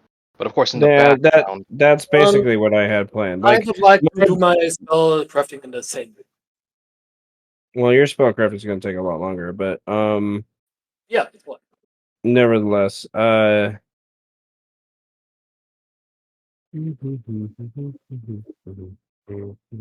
in the background, sending because sending, just taking a PO to Killian, PO about arranging a personal meeting because of the two binder lords. Telling the Killian, say, hey, chill, I'm going to talk with PO. Don't try and kill me. Don't think I'm trying to no, that's betray what I you. did. That's what I did. Okay. So this will need to go back. My timeline for that. Let's go back. Okay. So my brain was thinking that about Because it's only been like an hour and a half since we left the apartment or something like that. Hour and and a that half. was early in the morning. Well, you had an hour and a half there, then the corpse worm took another hour. Then you guys had corpse worm and rest took about 2 hours. Um, so that's like 9, 10 in the morning. And then to do your surgery as expertly as you did, my brain's thinking that took another couple hours, so Fair. about noon ish, which is about halfway through Fawin's research time of that 10-hour slot kind of idea that where my brain was going with that. So we will pick up about with Fawin, other than those like things that you can do in the background. We can talk about those that you could, sending in stuff you're doing in the background of your research, but we can pick up with your official actions about 5, 6 p.m. in the evening would be where you're like wrapping up the idea of your research and probably taking a little walkabout in the tower and decompressing and taking that opportunity to I go through imagine those things. also by the ultimate end of it all, like as a test out, he'd be wearing a blindfold and doing the equivalent of Hema or like sparring with his sons. Like they'll be free to attack him as best they can, and that he would just be, like I like that. Jedi training, kind of like that idea. It's kind of some I like idea that he has. I like it. I like it.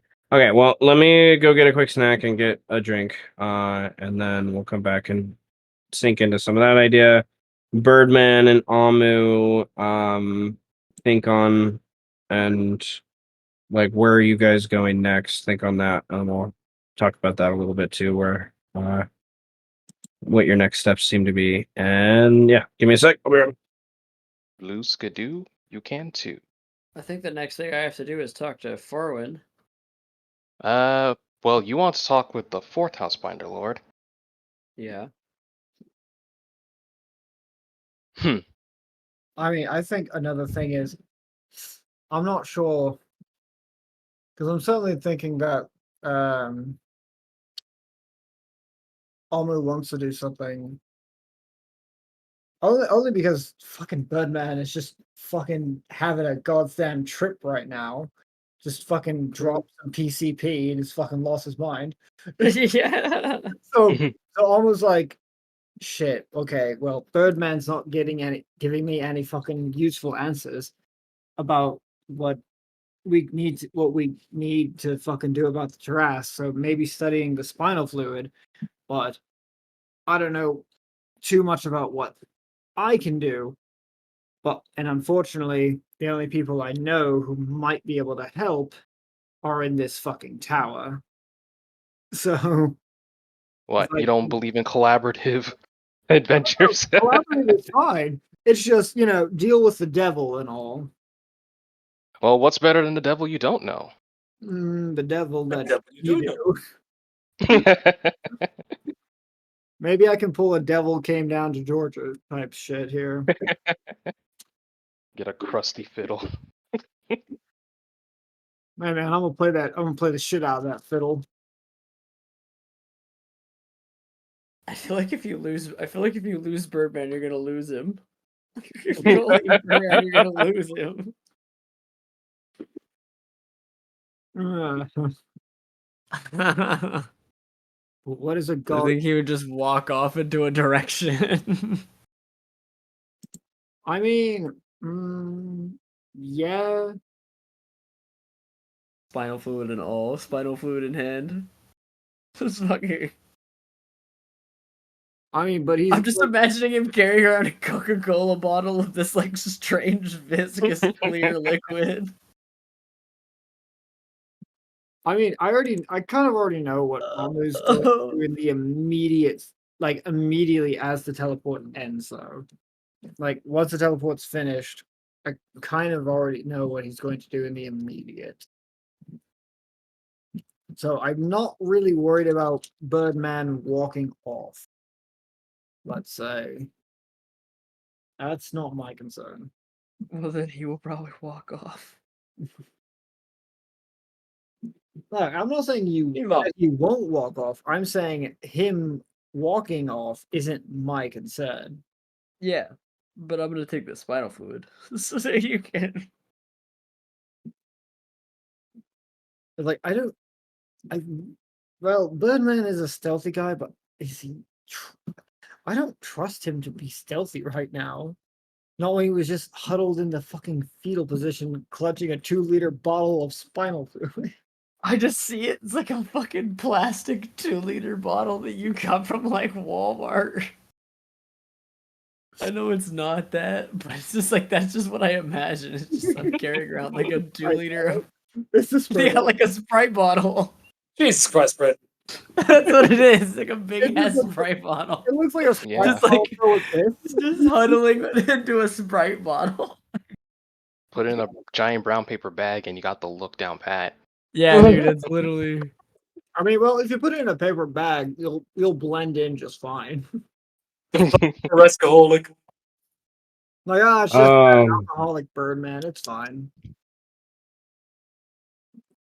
Just walking around with this freaking bottle, like, where am I? What am I doing? So, okay, Birdman and Amu, where do you guys go? Well, So I know where to pick up back with you guys. Like, because we were talking that once Birdman goes off, he's probably going to be lost. I'm gonna probably try to make my way to the fourth house, but I'll probably just get lost. Okay. Amu also doesn't want to let Birdman just walk off with a 2-liter bottle of spinal fluid. I would just walk off with it too. Like, So does Amu follow him, shadow him, unintended? The shadow leads you, bro. Or I does know Amu like watch from a distance? Or Amo would try to he would ask he would politely ask Birdman, are you going would you be willing to entrust me to hold on to that spinal fluid? He You do just not like looks seem at it. you do not seem in a good state is all. This is some dangerous shit, man. That's exactly why I'm saying entrusted to thank me. you, Greed. Thank you, Greed. You're welcome.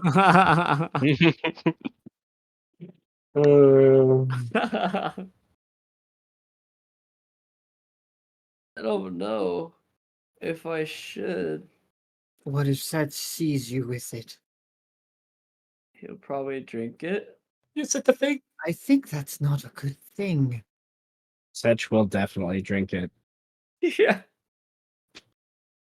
Besides, I'm thinking I could maybe try studying it to figure out more of the Tarask. Something to aid us some way, somehow. If you're saying we should free it, mm, there has to be a way to maybe do it without having to kill the Binder Lords or even entrust that they would relinquish their control. At the word kill, Birdman, you look over Amu and down the hill from the 11th house where the houses start to congregate and whatnot. You see a shadow face of one of your Kenku friends kind of appear around the corner and kind of do a little giggle and at the word kill. And you're like Amu sees you react to this, like along the way as Amu finishes his sentence, but you know. I don't know about kill.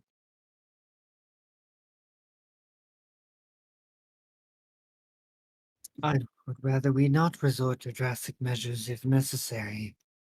Huh? He like looks at me, huh? You are not in your right mind, Birdman. There's another giggle at that you hear. To be sure. You're not sure where it's coming from. Birdman, Yeah, just don't use it all. I won't. Oh, okay, just I want to turn it into alcohol. Of course you do. This is like, and then I think he just like walks off. He like pats your back and hands you this Sprite bottle that's probably bigger than you. It's a very big water skin, basically. Yeah, it's Um, awesome. Just be careful. Yeah. I'm always careful, kind of. Yamo just looks at the spinal fluid like, like Amu, it's almost as big as you. Like if you think about a 2-liter bottle compared to like an oversized weasel, which is what you are. Well, Amu is medium sized. Yeah, So he's small. He's small. He's small. Um, Small boy. Mustelli are small. Putori are tiny. Melon, the badger folk are medium sized, but nevertheless. No, he is a Patori. He's a buff Patori. He's a Mustelli. You're not a Mustel, you're a buff Patori. Okay. very Well, whatever. Okay. With that, as Birdman starts to like shuffle away, you hear these giggles and whispers continue, and they start to form into "Follow me this way." Uh-huh. Do you voices in your listen to the beckons that tell you to Yeah. go down these alleyways that most of the time your normal self would be like, no, I don't have a reason to go down that way. I think I just keep asking, just like, I'm gonna go this way. And then I would like walk this way is All right. faster. Does No, I don't think Does Amu and Tenebris? Well, Tenebris probably goes inside. If I does Amu follow Birdman? It looks like Birdman's going for a meandering walk through the city. He goes down an alley near the 11th house that leads to like nowhere you know of that's useful. So obviously Birdman's trying to get some air, think through things at the least. Amu Does doesn't Amu know. trust that? Amu doesn't know anything about the city, No. really. Not. I mean, he No. knows some things, but his Well, knowledge is extremely he limited. knows things from like 10 years ago when he was here, like Yeah, the cities was a very different thing then. and his The third access was the limited as well. yeah. So he's like, this is his home, and he feels he needs to do what he needs to do on his own. So gotta let the bird leave the nest, as they say. And instead, he's just going to um kind of like I'm assuming the water skin has a strap, right? Like, Yes, yes. It's like a big like throw over your shoulder water skin. It's big for you, but you could carry it. Yeah, it probably weigh like it's like where I'm gonna say it probably weighs like 20 pounds though. But yeah, I got a nice you're a That's strong a guy. lot of fucking 20 spinal pounds. fluid. It's literally Yeah. it weighs like only 5 pounds less than me. Like I'm thinking like it's the size of my big cat, man. That's a big thing of fluid. That's a lot of fucking spinal fluid. I'm Wait, a how much is it? Like, cause it's more dense to me than like soda or anything. oh Like yeah, this is it's a Yeah, it's dense, like extremely it's dense. like dense. it's like viscous. It's like a bag of Yeah. oil, I think. No, yeah. Then like I think, oh yeah, okay, I have the perfect idea. So um Tenebris has already left. Hmm. So Amu's going to tell the guard at the door, um, if you could do me a favor, I will pay you some gold for motivation if need be, but please inform the lord of the house here that uh, if he if he could, no, request that he could send to my brother Pio that I will be away for a short while, but will see him the next day.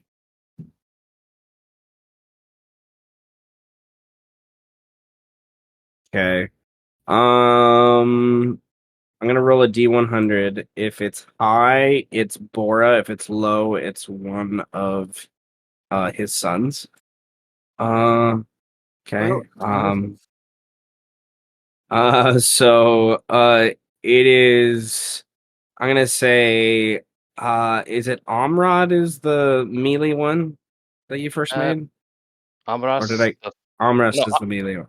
Amras, the first, yeah, first meal. He's outside, damn, on door duty. Like he's on guard duty, giving Bora's probably like getting some rest, taking a break, Hmm. kind of thing. So he's on guard duty, and your sons are elves, so they only have to trance, here and there, kind of thing. So, Amras is at the door, and there's just a long stare, and I imagine like in his mind he's sending to Falwyn.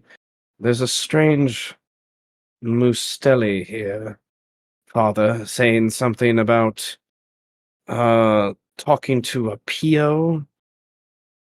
I don't know what that means. That he will. Do you care about this, father? My knowledge on Mustelli are limited, but the only one that comes to recollection is the Druid of the Circle of Spores, Amu. He is rather stinky. That seems appropriate. Curious, he wants me to send a message to Piovani. What Yes, different message does he desire this time? that their meeting will be waylaid. A few hours, it seems. He is meeting with one of the binder lords that half of the city is looking for. Intriguing. shuffle this knowledge to Alu so that it may help him in his ventures. But yes, I will send this message to Piovani. Like these are like, it's like 30 seconds go by Yeah. that Amu's sitting there in silence, and there's zap back and forth of these words, and then Amras just in Sylvan bows and says, "It will be done." Mm. Did they speak Sylvan? I don't Yeah. know. Oh, okay, well, on Well, I know you spoke for Sylvan. I have to open the sun's sheet. He telepathically links to you, and it sounds like Sylvan in your mind. We'll say, because they have telepathy up to 120 feet, and he says it will be done. My gratitude. And then Amu's going to slink his cloak over the bag and is going to make way for um, the tree he normally uses to utilize transport via plants. And he's going to go to the official location for his circle so that he may talk to his arc druid about the spinal fluid.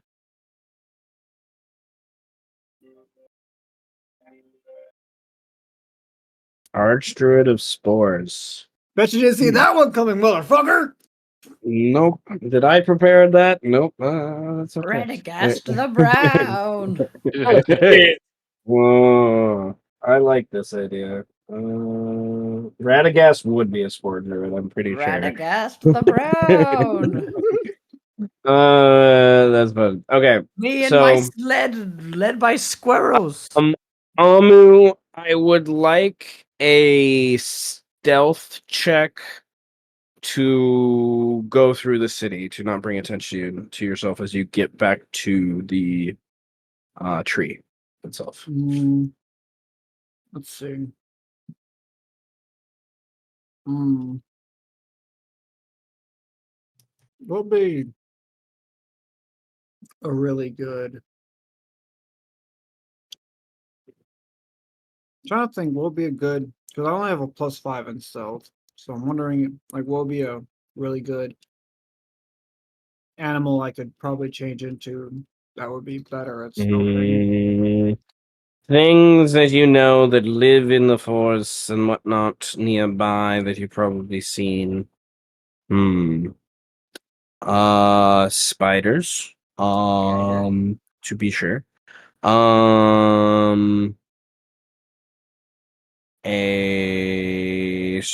Like an owl. They have stealth.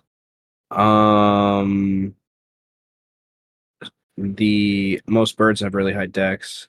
They're probably your dex is a +4. That's still decent though. All things To a considered. raven. Swamps. You can find jaguar, aka panther. Panthers have like I think a +8 or 9 in stealth or something. That's first. Those are the ones that come off the top of my head without like searching through another list.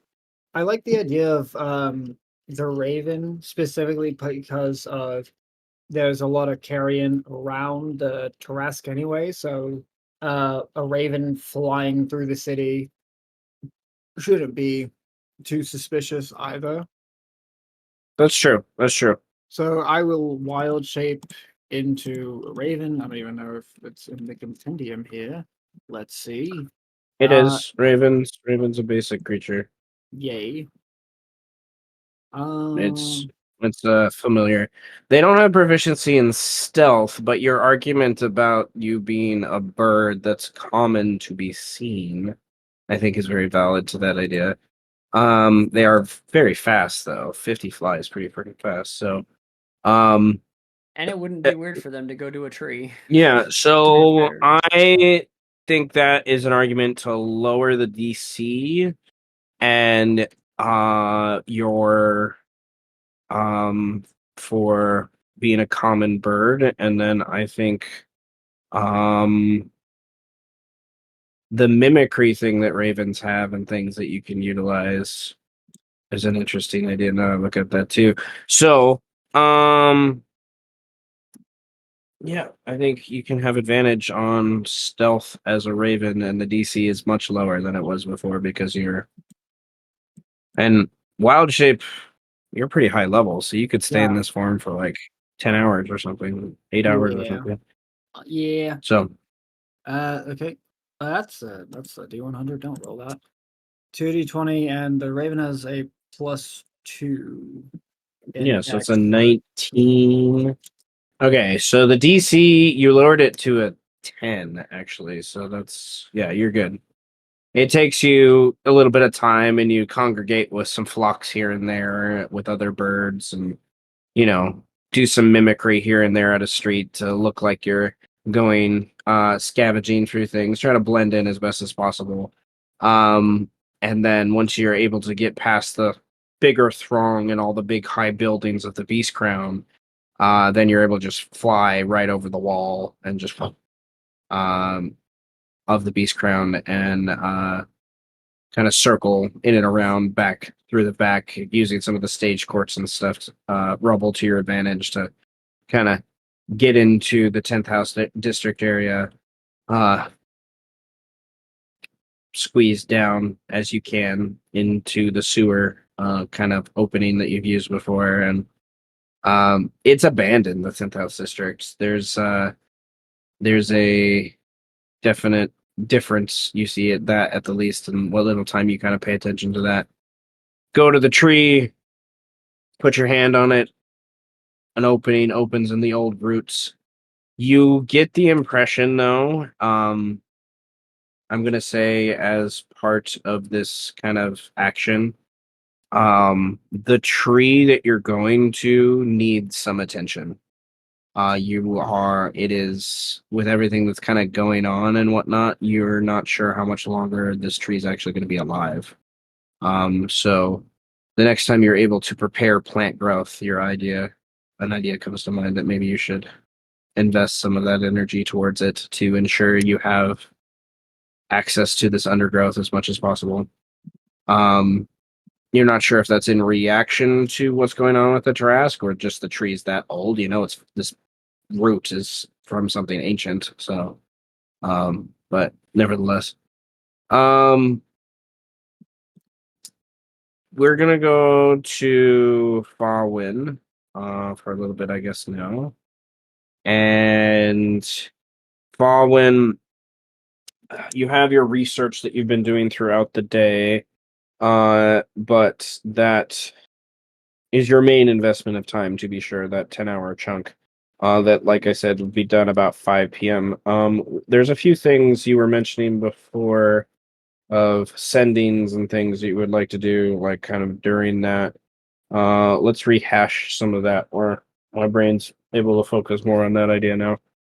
Um, who are some of the people you want to? What are some of the things you want to do while you're, simple things, not things that, things that would take a few minutes, not things that would be like, a huge chunk of investment of your time as taking a little drink or coffee break, whatnot.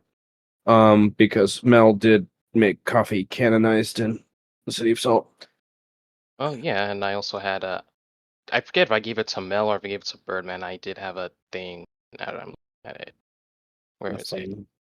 I'm trying to find. Where's my thing? I'm gonna be so mad if I can't find that thing. Well, you gave him a Oh, pillow, found the thing. I think I gave it to Birdman.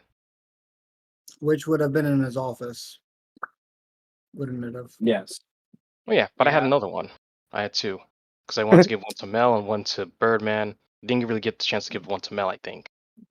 I don't think so. At least not officially in game.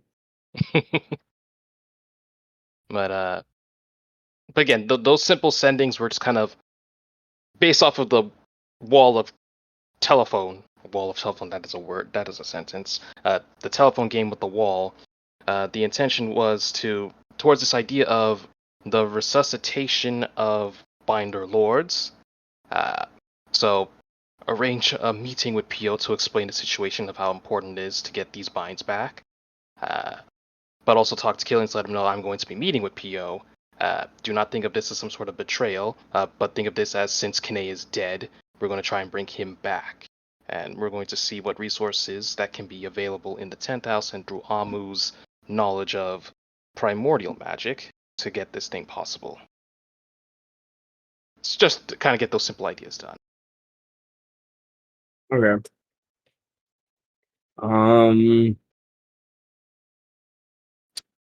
I imagine Killian would have something to the effect about how he would want to be present and to ensure Pio doesn't slip away during the aftermath of this. Especially with that idea of stray binder lords or stray threads that can be cut, kind of thing. As kind of what happened to Kane. I imagine Killian's pretty guilt tripped by this point about what has happened to Kane as he was busy doing other things.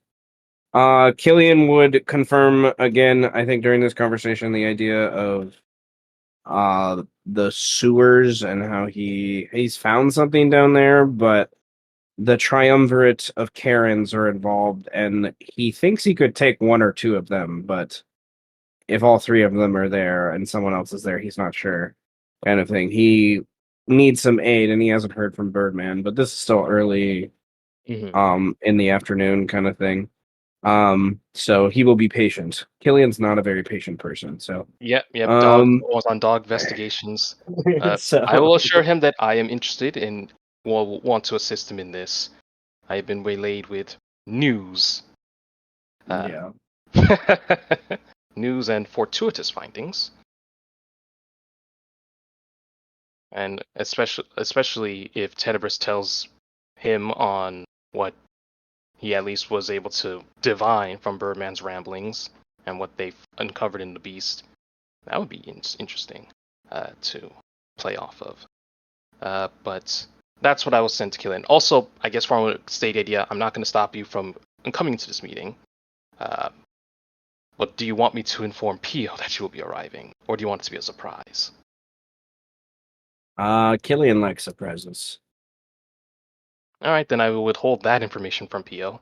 But again, since this is mostly from Pio, like, unless Pio says, "Oh yeah, let's meet right here, right now," or "Let's meet at so and so," Farwan is not particularly in a rush for a meeting, but he's just trying to get that idea, get that ball rolling. Okay. Pio. Oh. Mm, mm, mm. Question is I gotta- Pio even going to agree to a meeting? That's the real question. If I mention your brother's name, we'll find out. And then you two can talk about that here. I mean, even that. Okay. I think Pio would say.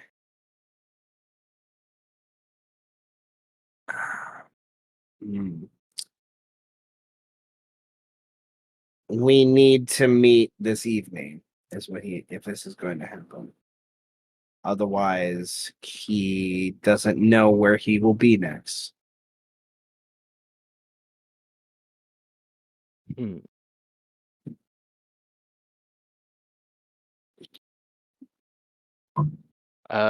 I'm just thinking about timelines for the things I'm going to do. Because like if evening's like 11:55 p.m., quote unquote, okay, sure, if I can get these other things done. You're thinking like sundown is what he means.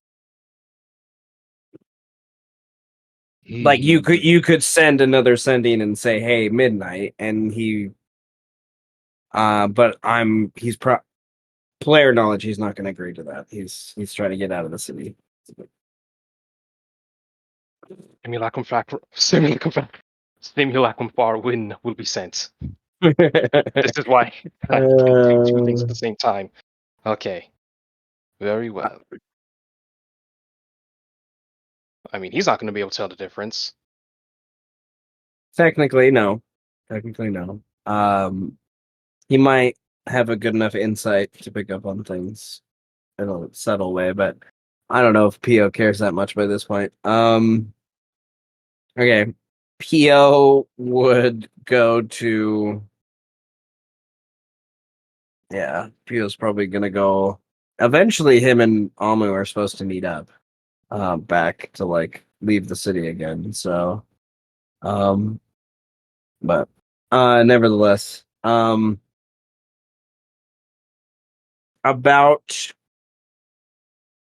you know noon afternoon near 1 p.m. or so, um, Tenebris would return to the tower. I imagine the tower would alert Falwyn in some capacity to that idea. Whether through your sons or through the tower's just visions that it has, I guess. Um, and Tenebris would go to the master to debrief, or would Tenebris do something else first? Yeah, go to the master to debrief.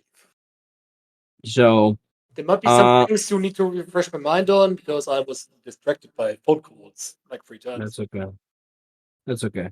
Um, so you would find, I imagine Master Falwyn in a study of some sort, one of the laboratory spell study rooms, um, kind of thing, and books stacked about. We're a few reagents laid on the table. Um, Probably one of them in a jar filled with an odd liquid. You see an ear of an elven creature as one of those reagents when you come in the room. And uh, fall when you notice that Tenebris is, unless Tenebris is, does he have prestidigitation? Good question. He does not. Yeah, he Okay, does. He does. okay. So Tenebris is probably in the process of finishing some of the cleaning he's been doing as he's returned to the place, and getting rid of some of the muck and grime and blood and whatever else he's covered in from being inside the Jurassic. But I imagine, following your sense of smell is still astute enough to pick up on that subtle smell of death and bile and whatnot that obviously Tenebris was just surrounded by. Makes his Um, eyebrows furl and he yeah. just curls his face rather than make a like a oh god that's terrible. It's just like a. So Tenebris comes in the room. What do you guys do? Lord Glovitus, I come bearing good news. I have successfully procured the required reagents for this new development in spells. Ooh, good. And you are certain you have enough and excess. Quite enough indeed. Although we get into a bit of a predicament. Intrigue me. The creature known as Sedge has attacked us inside the Tarask. He attacked you unprovoked. Indeed. Hmm. Insightful. Was there motive? No. None I can really think of other than that we still leave Tarask be. And that we should simply leave. Birdman claimed that he was supposed to do something inside the Tarask, some kind of trial. Oh, And the Sedge creature attacked us quite indiscriminately. and no, the Birdman's words are half times reliable, half times mad. Are you certain that this entity was indeed Sedge? That is what the Birdman said. Oh, and the Birdman did drink more spinal fluid, mutated even further beyond. He consumed the spinal fluid. As Yes. like his eyes would kind of raise as it's like perturbed as why would he do that? I don't know why he did it. I only know he consumed it and has an entire bottle full of it left. And I imagine Tenebris like holds up his hands to like show like a full 2 liter size bottle. Like this isn't a small bottle. Yeah, both got like a 2-liter bottle. Around this much. He consumed all of it. I'm not quite sure if he consumed all of it. I'm pretty sure he drank like a fifth of it, perhaps. Were you able to deduce reasoning, logic? Why did he choose to do this? No, Gravitas, with all due respect. When was the last time Bergman saw reason? There must have been some sort of goal, some aim. Nevertheless, I presume he wasn't immediately killed since we're talking about him in the present tense. What transpired after consuming it? We left inside of the Tarask. I made my way inside him right away. But left the other two to their devices. Jump in real quick since you were gone during part of that conversation. Yeah. You would also know when Birdman became conscious, he I guess rambled from your point of view about a going after Setch and the idea of the Tarask needs to be woken up and how there's a shadow creature that he saw that led him to these visions of assisting the Tarask with like waking up and things like that. He kind of hinted to that idea. He was really out of it. He was really fucking out of it. Like you could tell, like he's zonked and emotionally just distraught. He eventually curled up in a fetal position and was just like, "Oh my god, my brain!" His brain was breaking, kind of thing. Outside, Birdman eventually gave the 2 liter bottle, 2 liter water skin, I should say again, to Amu. So the druid has it now. You would I think share that with Fallen as well. Right. One more thing. The Birdman was kind of going a little bit loco in the Coco, if you know what I'm saying. I can deduce. That might be Haven't the thought name about of this. This might be the name of the episode. Loco and the Coco. Cuckoo for haven't Cocoa thought Puffs right about here. waking a Tarask up, letting it go. Mm. It was quite peculiar. But the weasel has the bottle now, I do believe.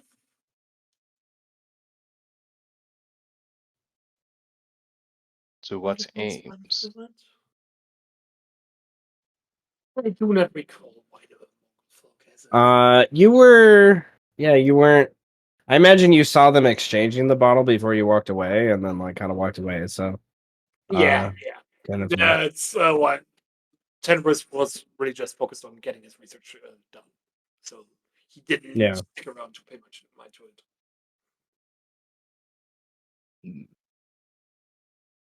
And so what Very purpose well. I do not know. It seemed quite peculiar, but we do have bigger fish. Um, if either of you want to roll a religion check, you can. Sure, why not? This is the moment in the TV show where the boss says to his underling, like, "You understand how fucking valuable that thing you let walk away is? Fuck, man, you let him walk away with what?" Oh, fuck off! No, it's funny. No, it's funny. I'm not saying Tenebris is in the wrong. I'm just saying in a TV show, like cartoon, that was exactly what's about to happen. Pinky! I'm just I needed that spinal fluid! Pinky! What the I required that spinal fluid. Pinky? Why? Why are you so dumb, Pinky? Why did you do this? I imagine Farwin knows of this more from an Animaesus perspective than Tenebris does. Yeah, Tenebris was gone for I imagine a fuck ton of time. I imagine Tenebris it's more from a like pantheon perspective of things that you've learned over the years about how the deities and gods and entities and things come to be. The idea of the shadow and thing is something that is mentioned throughout many texts, and it is either a creature of destruction or a creature of change. And destruction can be change, right? In a lot of ways too. So If I may, Birdman did specifically say change. yes, did specifically say change, which I think Tenebris would remember too. So you guys would know of an entity that exists before, in some depictions, even before like what elven deities exist and things like that.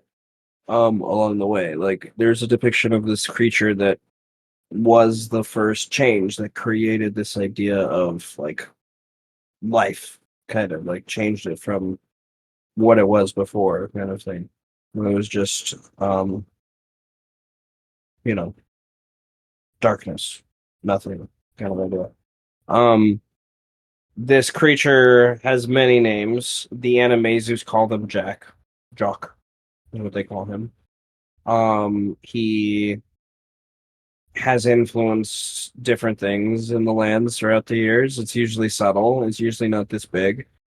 But I think you both would know that if Jacques is being involved, Jacques will not agree with what you guys are doing in certain capacities. If Jock finds out about you creating life the way you're creating life, and, So what? Should I give them credit for the idea? Is that it? no, it's just it's unnatural. He's a natural creature. Do we pay Well, royalties? So, well, the dark you side know, of the he arcane is, is a pathway to many like, abilities. yeah. There's also the elves don't look on Jock with a very kind light, I feel. Um he's he's often gotten in the way of their, what's the word, longevity kind of thing. Like, Primordial like gods. I think the elves feel fear, I think, more for Jacques than most other ancient deities, because change marks age. Change marks they eventually die. And I don't know, for elves I imagine that's very intense in a lot of ways. I imagine wood elves have an easier time with Jacques than high elves do. But that's just me in general lore, I guess. Nevertheless. Uh If He's the gods truly usually cared for us. represented with a creature with horns, and that's what I don't think Birdman didn't say that though, so never mind. Yeah, no, You would Birdman know. did not mention. You just said shadow, and that's Yeah, it. yeah. You guys would know that he's usually a creature represented with horns of some sort. They usually look like trees or something. Sometimes. Primordial gods. If the gods truly cared about us, then our civilization would not be as the way it is.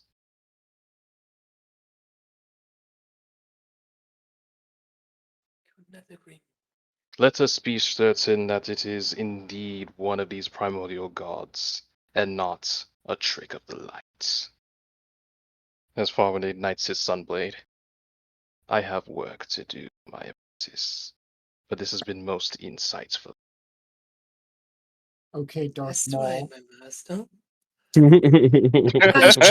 I shall continue research on this new and improved spell and share my results once it has been finished. Do keep me informed on the timeline of this research. Master Killy has incited me of a nice, well, I guess I would say more like precious find in the underworld of the city. This may aid in our cloning venture, perhaps. But he fears the triumvirate of the ninth house. Oh, how exciting! I can't wait for more news of the matter.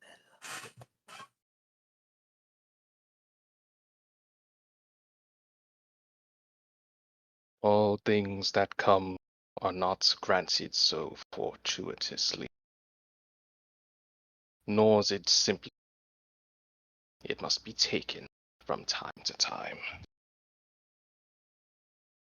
Fate is in our own hands as we weave it.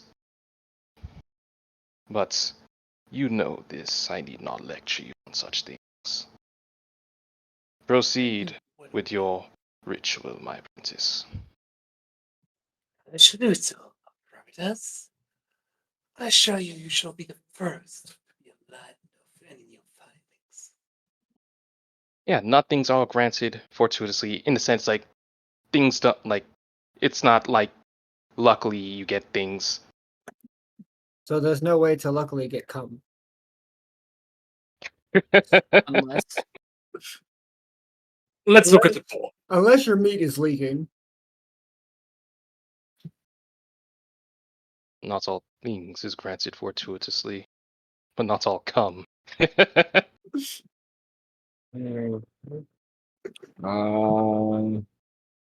math.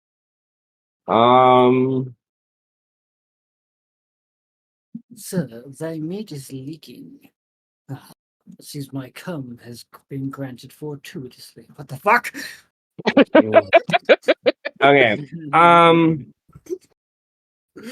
10. All right. Tenebris needs time to research.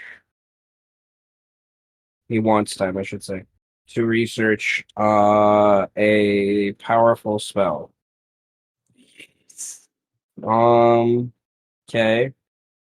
There is probably at this point, it's about noonish, one-ish.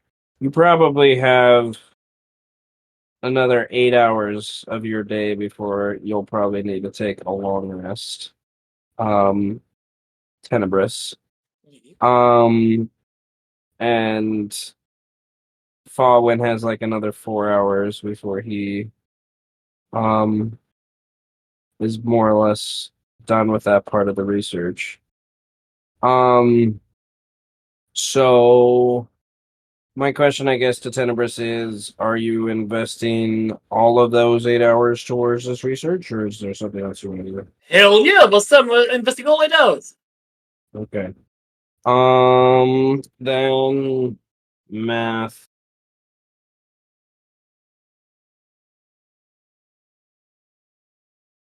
Okay, so that brings Tenebris to late in the evening. Late night, like I guess I should say like 9 p.m. that he's kind of doing that. And you'll still need a good chunk of time tomorrow after your rest to Yeah. work towards it too. Definitely cast Foresight before the long rest, just in case. Your foresight would dissipate part of the way through your. That's okay. I have almost thought back by the time the rest is over, so just in case. Yeah. You never know. Yeah, your foresight would be gone by the time you would have gotten back to the tower anyways. Yeah, basically. Because it's 8 hours at last, right? Yeah, so after the rest, it will still be Yeah. 4 hours, and if in those 4 hours something happens, I'd still have it. So, Yeah. just in case. So yeah, you had it for when you were in the Tarrasque, but once you guys left the Tarrasque, it was gone. Like after your like part of the way through, the carving is dissipated, but nevertheless. Okay. Fallen.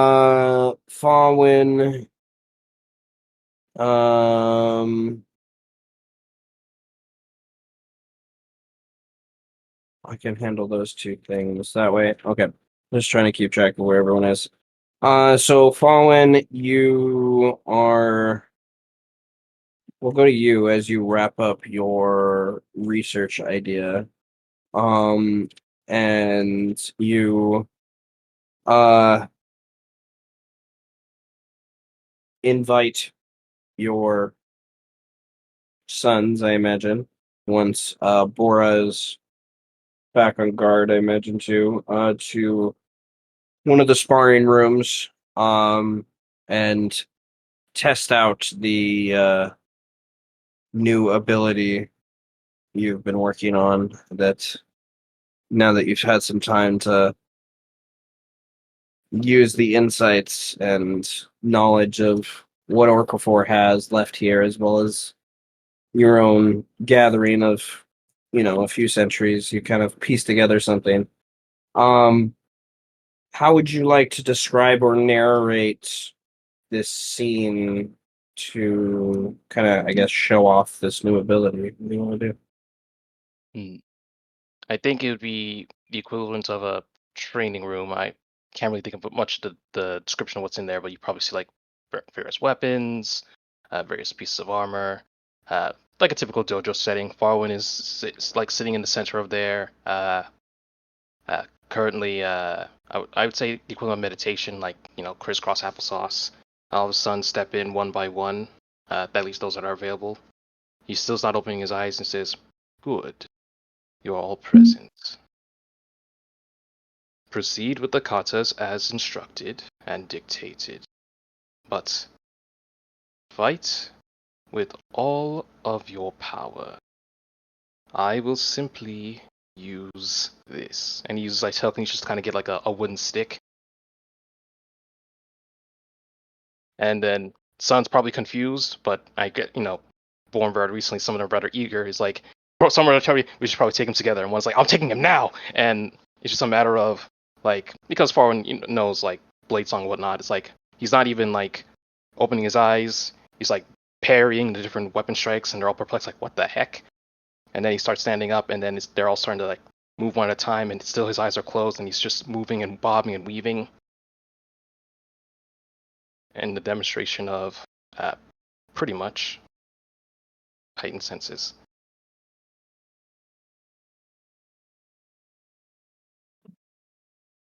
This is a crafted spell that can be cast by sorcerers, warlocks, wizards, rangers, and druids. Yes.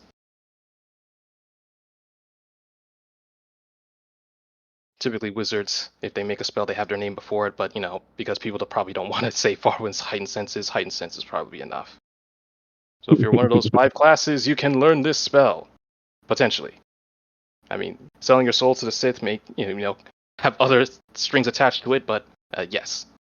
I bring this to the world of Barrer. You don't have to tell them up front in that, come on. Oh, we know. That's funny. All right. I like the scene. Get 2 inspiration points, Fowen. Ooh, nice.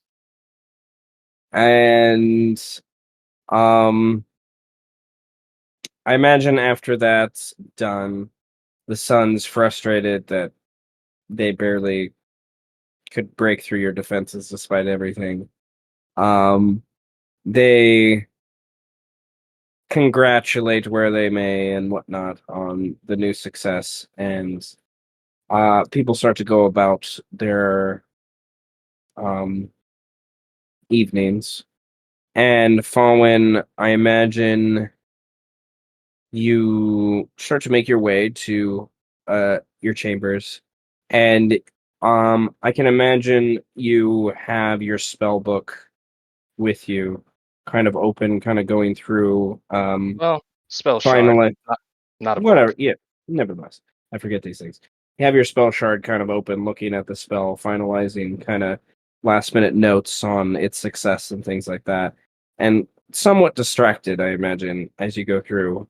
Even if it's just like a in your mind's eye, kind of thinking through the different things that have happened, analyzing your son's movements, thinking about things you need to tell them the next time you spar and things to help improve their katas and things like that. And you find yourself in front of Ember's door. It's not your door. You just find yourself there, and it's like where your door should be is Ember's door. And it's open, and you see the firelight glinting from inside, and there's the obvious kind of sense that you have that you're welcome to step inside if you would like. Well, there'd be a smile on Farwin's face, and he would open the door. How impatient of you. I thought I'd have to reach out to you to play our little game. Did you fear that I would forget? There's a coy little smile that appears in the firelight at the center of the room. And let me go to that map, I guess. There's a map. Oh, I'm gonna before I do, I'll drop the rest of you down there so you can see.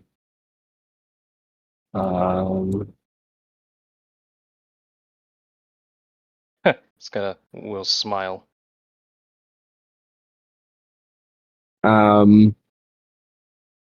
And the creature Ember just has that coy little smile on their face, and even they, I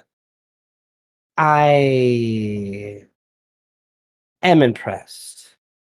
You still must learn them things, but I am impressed indeed. A spell of your own. Okafor was not even brave enough. He copied and stole. I do not remember the last time I had a master such as you. It seems quite curious and intrigued by what's going on. And the creature beckons in some way. The light seems to divert in such a way that tells you that you must go down this time. Do you trust what Eber is saying and go down, even though the last time you chose down, you got teleported out? I think I chose up, and then I got teleported out. And then he said I might want to might choose down, but my insight said maybe not go down because he might want me to go down because he's making up the rules as it goes. Yep.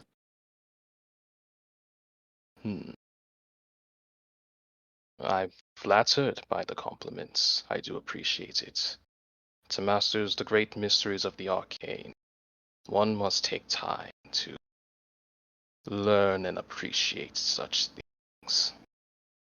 It is not something that comes easy. And then Farwin, he follows the light, but you probably noticed that it's a dark descending stairwell. Before you go down all the way, while you're still in this room, Ember says, "Oh, one thing, Master," and they say that with a question. I can help in some case.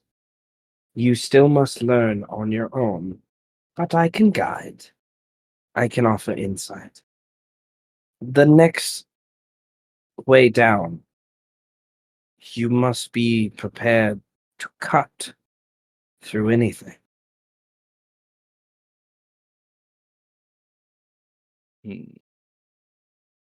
After that, there is a challenge of your own knowledge, but seeing how what you just crafted, it should be with ease. Should be with ease. And you will learn insight of a grand ability. If you waylay past that, if you come back down, that is all you will gain. But if you choose to go back up. If you choose to go further down, each place will give you more insight to Orcafor. And maybe finally awaken something. That seems very excited about you following through with this action. You're not sure how much time this will take. You're not sure if you're even in counting time when you're in this space right now. There's so many things that you don't know about what's about to happen if you continue to go down. Do you continue to go down? Jeez. I am most intrigued by this. Has any other tower master seen all the rooms that this tower holds? Or if I succeed, would I be the first? There's a guffaw before you even finish that sentence as I start to laugh at that idea like it's ridiculous. No, there was one very close, but this was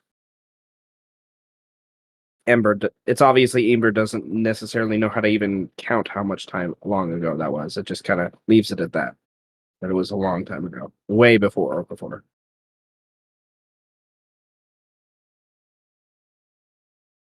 Hmm.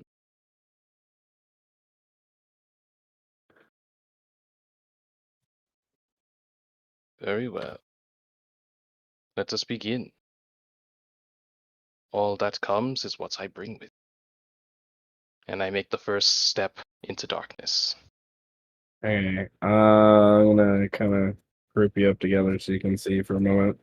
You come down the steps, and you see a oh, meant to put it over there. You see a statue where its head turns to look at you as you come in. And the statue stands before the next entrance with that kind of you have to get past me in some form. You get the impression that you have to cut through this thing to get past it. And it is probably something that only the most special of weapons can cut through. You generally get the impression that it will have no effect. And then you look down at your sunblade and smirk that, this is obviously something that would have been hard for Orcafor because Orcafor was not a blade song. He was an evoker. It was a very different perspective that he took from things. So, however, when you sense something, your connection to the weave tinges a little bit. You're apprehensive to step forward until you have another moment to kind of take something in. There's something you're missing. So you can roll an Arcana or a Perception check. I was going to say, I want to look at my surroundings. Arcana or Perception? Probably do Arcana. Where did my character sheet go? It's gone. Let me get it back.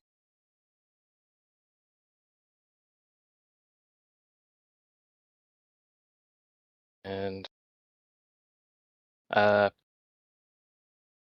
this might be a question for the DM, but would I sense this is impacting my ability to foresee my foresight? Because this might affect if I have advantage or not on the roll. No, I don't think so. So no as in I don't have advantage on the roll, or no that this is not impacting the foresight, sorry. I don't see why. No, this would not impact the foresight. Okay. Okay.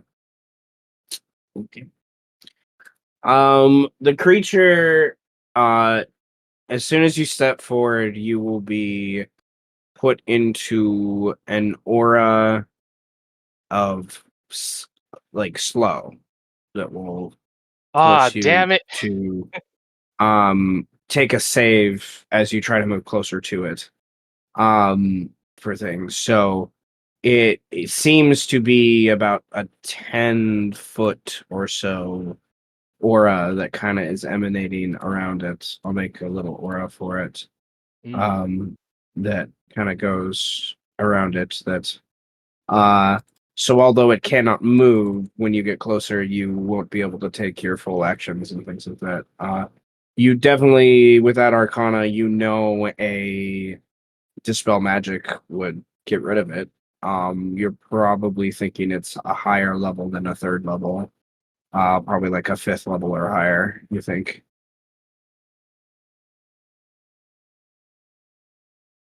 Must be able to cut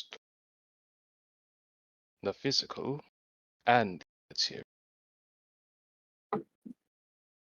So one hand, forward ignites his sunblade. Another hand, he does like a wiping gesture, almost as if he's like ripping something away. We're gonna do dispel magic.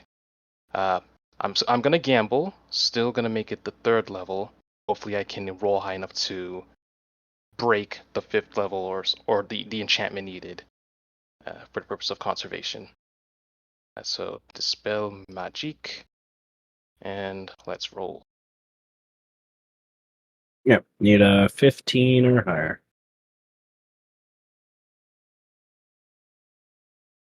24. Okay. Wave your hand. There's barely any resistance from the slow getting removed from your connection to the weave you create there, and the um lights in the eyes of this statue diminish greatly when that happens. You generally get the impression it will not resist you, but this is a hunk of magical stone that's like in the way. You either need to move it, and you don't think you can do that with telekinesis. It probably weighs more than that, or you have to cut through it in some way.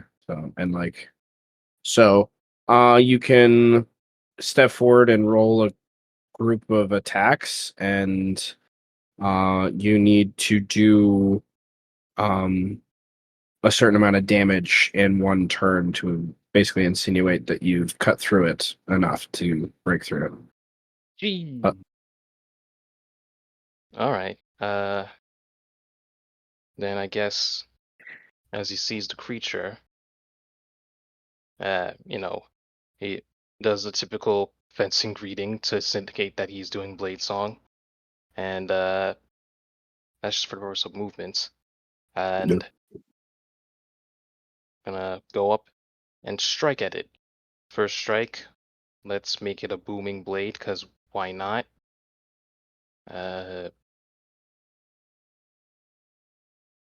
21 hit the creature, yes. so it takes. Oh, did I have everything procced right? I think I did. Okay, so that's that. So 6 rated. 4. Okay, well it's not gonna move, so it's gonna take the 17 and the 6 rating, and then there's the weapon damage on top of there. So let me hit it with the weapon damage. So we'll take 14. So that's the first attack. Okay. And then the second attack.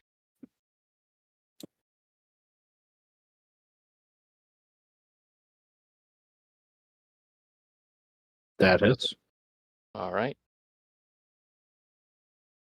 So then let me do the math here on how much I did in that one turn. 6 plus 14 plus 6 plus 10. 53.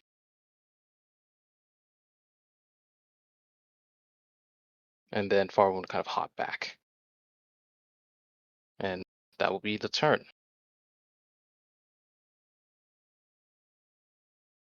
Um,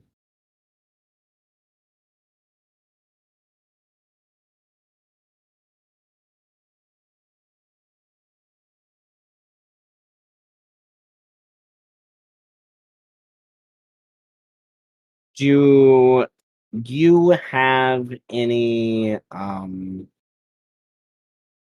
spells on you right now? Active? I mean, spells active, just the Mhm. foresight, What's the if I can foresight? think. Okay. Okay. Um. Well, Foresight and Mind Blank, sorry. Those would technically still be active. Okay. Well, actually, let me go ahead and make sure. Foresight and sorry, one more. Well, hold on. How long ago was it since I did the training with my sons? Kind of one showcase the spell, but also teach them how to fight like a unit. Was it like immediately after, or did an hour pass? Immediately after the research. Well, yeah, after the end of it and showcasing that spell. Okay, how long ago from now did you spar with your sons? Well, that was the thing, because after he did, it was narrated that I was just walking. Because my intent was to do Yeah, the yeah, evolution, yeah. but Imber Um, popped up. it's within an hour of that happening. Yeah. Then, if it's within the hour, then I think the heightened sense is still active, and also Yeah. the gift of alacrity. So that I'll just maybe I should post the spells. Okay. So I have that active, I have this active. So all those four should be active. Okay. Uh, there is a wave of magic, and your gift of alacrity as the weakest of the spells gets removed. Wave of magic. From this. It seems to be directed at you. Like it's not something like it's like a wave that comes from it kind of directed at you. And then the yeah. Then we're gonna see if it gets the slow back. Does not. But it seems to still be there. You have not done enough damage yet. What do you do? Does it look like it's repairing, or does it look like the damage Mm, still landed? the damage still landed. It is not repairing, but you have not done enough for it to break yet. Hmm. And you get the impression that this is going to slowly remove your magic the longer you're in here.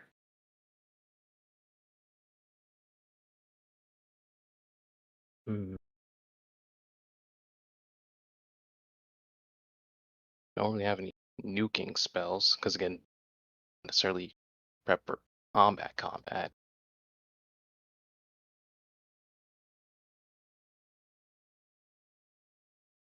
Huh.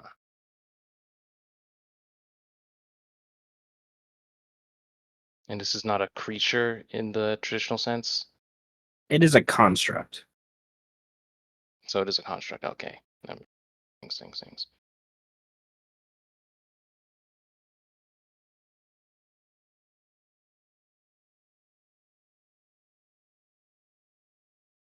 Huh. Well, do I want to haste myself? That's the question. I lose a turn to get a turn. Well, let's do it again then. Booming blade and attack again. All right. Get attack. Okay. So you move back up to it. Yep. Okay. Yeah, it hits.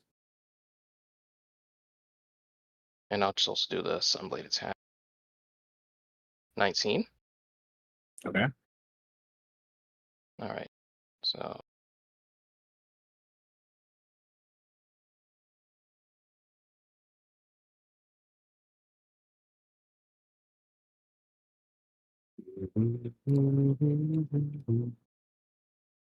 it's a construct.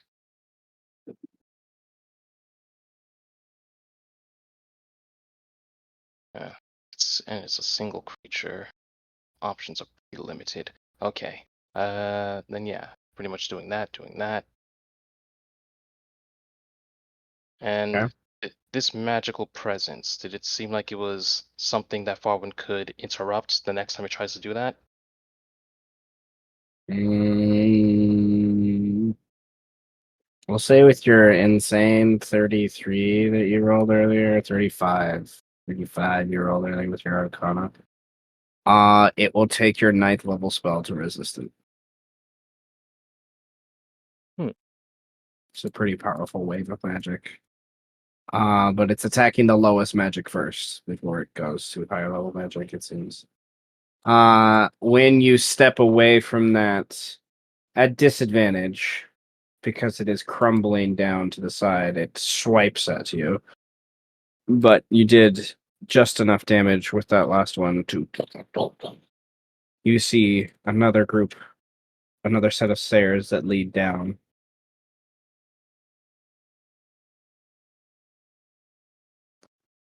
Curious. Think forward as he looks at the crumbled mess. An interesting idea. I will have to adopt something like that. You have to gingerly kind of jump and Yeah.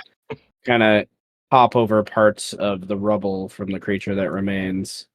I'm gonna grab kind of everyone as we trail to the next area.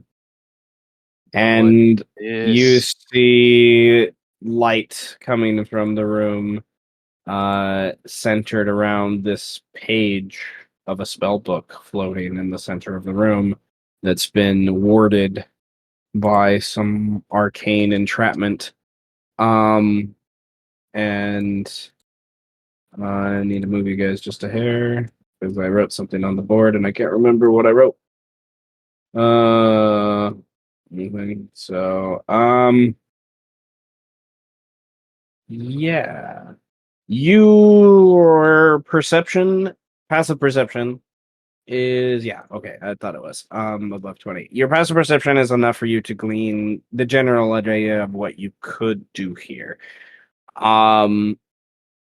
You can either use your magical connection to force the entrapment to break, or you could be dexterous enough to maybe slip your hand between the whatever that is that's protecting it without it hurting you. You generally get the impression that you will only be able to allow to go downstairs once you therefore learn this spell. This is magic. How cheap. And this I is will. one of Orcafor's like hidden spells in the spell book. You get the impression as well. Like this is Eamber controlling some of that knowledge. Or knowledge that Orcafor used Eamber to hide away. I am Do you want curious to about. roll?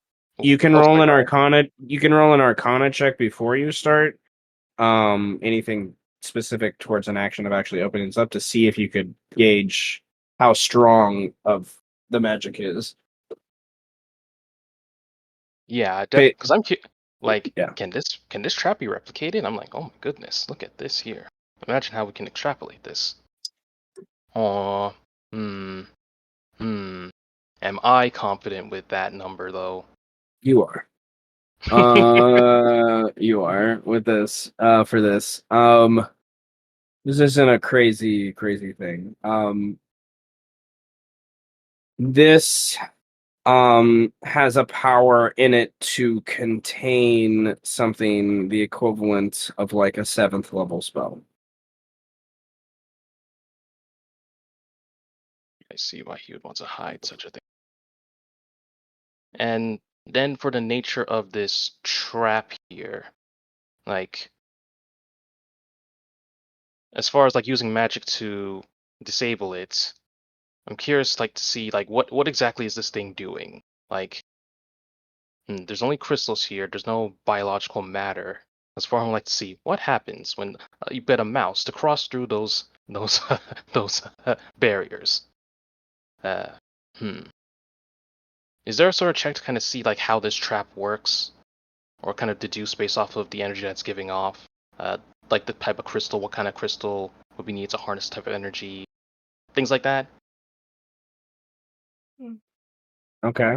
I don't know, because Farwan's like, for future purposes, if I want to make this trap for myself for some odd reason, how would I go about making this type of trap? What did Orca 4 do here to kind of do this? If I want to recreate it, you know what I mean? Okay. At least. I'm thinking. I Question I mean, if you don't. didn't expect to be asked, which is fine. That's fine. Let me just think a second. Um. Okay. You get the impression with the check you've rolled that he used a what's the word? Why is the word escaping me?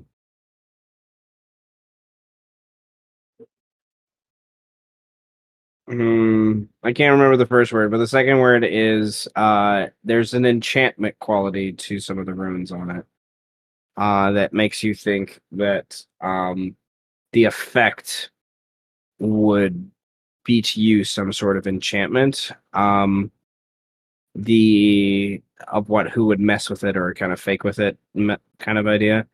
The only other thing that could come to mind with what you've rolled so far is um he needed a he took one of it's kind of funny. I didn't think about it that way. Okay. This is chunks of dragon glass that he's imbued different magics into it. Kind of thing. The effect is enchantment, but you get the impression the spell isn't completely written yet. You can kind of have some influence over what this inevitably turns into.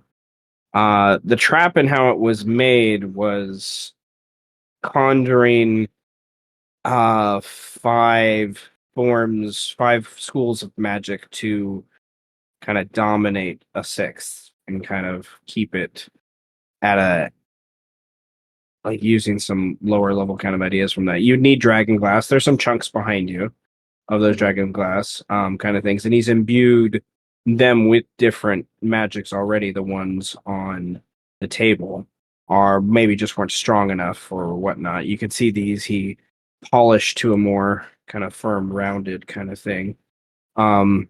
He spent a lot of time. You're now thinking that maybe time doesn't flow the same here because like for him to like, he was an old gnome, but like goodness. So that's where my brain goes, I guess, initially. And now I'm thinking because Farwin's quote unquote spell book is a spell shard, I now imagine what if his was made a dragon glass crystal that was manufactured? But that's besides the point. Do I want to be like a rogue or do I want to break it like a wizard? I don't know. You Elves are a are wizard. dexterous. If I were to go like the sneaky grabby style, what kind of check would that be? Sleight of hand. Which I'm not that bad at. But then a check to break it as a wizard would be Arcana. Yep. Which I am much better at. Well, play to your strengths. So I think it's like Farwin is having his hand out. It's almost like he's seeing threads or like different things that are coalescing around his fingers, and he's just like squeezing, almost like a marionette, maneuvering a puppet. Yeah, Arcana.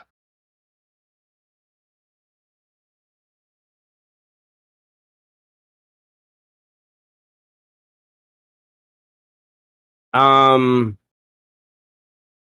the magic that's warding this enchantment pushes against you, and you at first take 1 point of psychic damage as it attacks at you, and you're able to then kind of use your command of the weave to press the um, tendrils that are reaching at you of this enchantment back away, and for them to eventually, like sealing lightning in a bottle, get the energy into each of these to go away.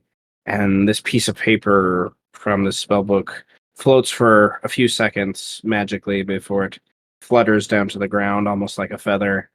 And you wait for the briefest moment and tempt to go through. Nothing happens.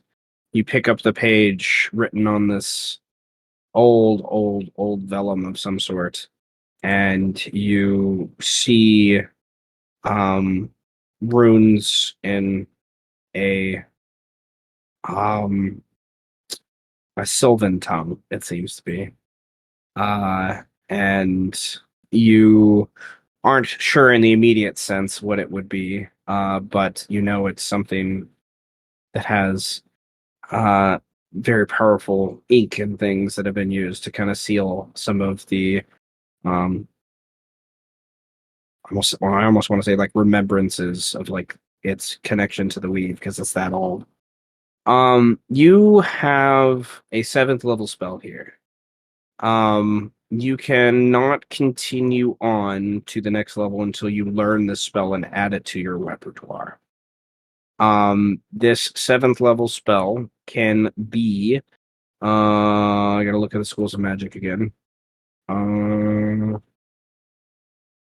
It can be abjuration, conjuration, enchantment, illusion, or transmutation. I'm gonna have to jot that down. No, Sorry. I will jot it down too. So abjuration, conjuration, okay, enchantment, illusion, or transmutation. Those were the 5 spells keeping this power locked in there. You generally get the impression it's almost like you like filling in the blanks of a Mad Lib. Like this has been set up to allow you to connect to those powers, in a way. So, the question is, you might want some time because there are quite a few wizard spells in general, let alone Yes. the Yeah. 20 or so that are wizard 7th level spells. But you have spells I don't even understand what it's new spells I don't even know. Here's one So from Rhyme of the Frost Maiden. Create Magen. I don't even know what that create is. imagine. Oh, I that was a little serpent No. thing. Yeah, you Or can make a little doll. Okay, cool. Crown of Stars, very good spell. Delayed Fire Blast, very fun spell. Oh, that's evocation. Never mind. Draconic Transformation, Dream of the Blue Veil, which you can fuck up people with. It just takes a while to cast. Wait, are you Uh, telling me I could get Dream of the Blue Veil from this? I become an international threat. That's how wizards get. Yo, that's how I become a oh, villain in okay. other people's I stories. forgot what this spell was. Okay, I forgot what this spell was. I want No, that one, Daddy. no, because that's no. Okay, never mind. Now that I read that spell, no, that doesn't exist. That is On it now. Oh, it's been a while since I read that spell, and I was like, no, I'm not creating Eberron right now. No. Great, everyone. You don't want me to explore the realms. You don't want me to. No. But okay, look through that for a moment. I need to pee real quick, so give me a second as you look through those. We almost had him, guys. We almost had him. Ladies and gentlemen, we almost got.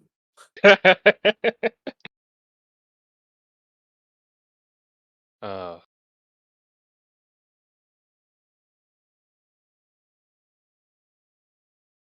Fallen, Darren. hello. Fallen. Hello. Yeah. Were you going to relay Amu's message? Oh yeah, you can do that really quick. Yeah, it's just a matter of if you get lets it know, then yeah. Like, It but would was it going to tell. be like immediately after? Like, hey, this weird weasel wants you to tell this PO guy? Was it going to be like after you got that message, or were you like, yeah, I'll do it later? I imagine, because there was the talk with Killian and which Uh, set up a meeting, so to speak. I assume because I got that message before, Falwyn did that in the background, and now they got this one, he would also send that to PO as a follow up. So I presume Falwyn did that quote unquote immediately, because it was really relatively easy for him to arrange with his sons to kind of send those messages out. So I want to say now-ish. Now-ish because, again, time is convoluted since I was still in the middle of doing spell crafting. You know what I mean? No, yeah, fair. I mean, you could literally tell one of. Well, no, that would be weird. Your sons are I mean, weird, man. unless Amu said, tell him at this time, at this point No, in the day. he literally just said like, "Hey, just tell him I can't pick him up right now. I'll meet him later." Like I was good. Like I know we were supposed to meet, but meet later. Mhm. It's mostly because that would. I already have an Yeah. idea in my head, but it would change probably how PO would act. Hmm. Especially because if it was like, "Hey, oh, thanks for joining this meeting, PO. Oh, by the way, Amu isn't going to be able to meet up with you." They's gonna be like, "Sorry, like," but Yeah. just No, you're good. yeah, just let Seth know, like, "Hey, just real quick, uh, PO, yeah, okay, back to more important things." Yeah. No, I imagine the moment Farwin got that request, like just saying like with the telephone wall game, he was arranging those things to be sent out immediately after. What? Just fall and stare at the wall now? That's the Oh message. We no. all stare at the wall. He stares at books, he stares at crystals, he meditates, but he's secretly napping. He stares off into space. Secretly napping. You're not meditating, you're napping. I know the difference. Exactly. all wizards sleep with their eyes open, guys. Yes. You should know this. Okay.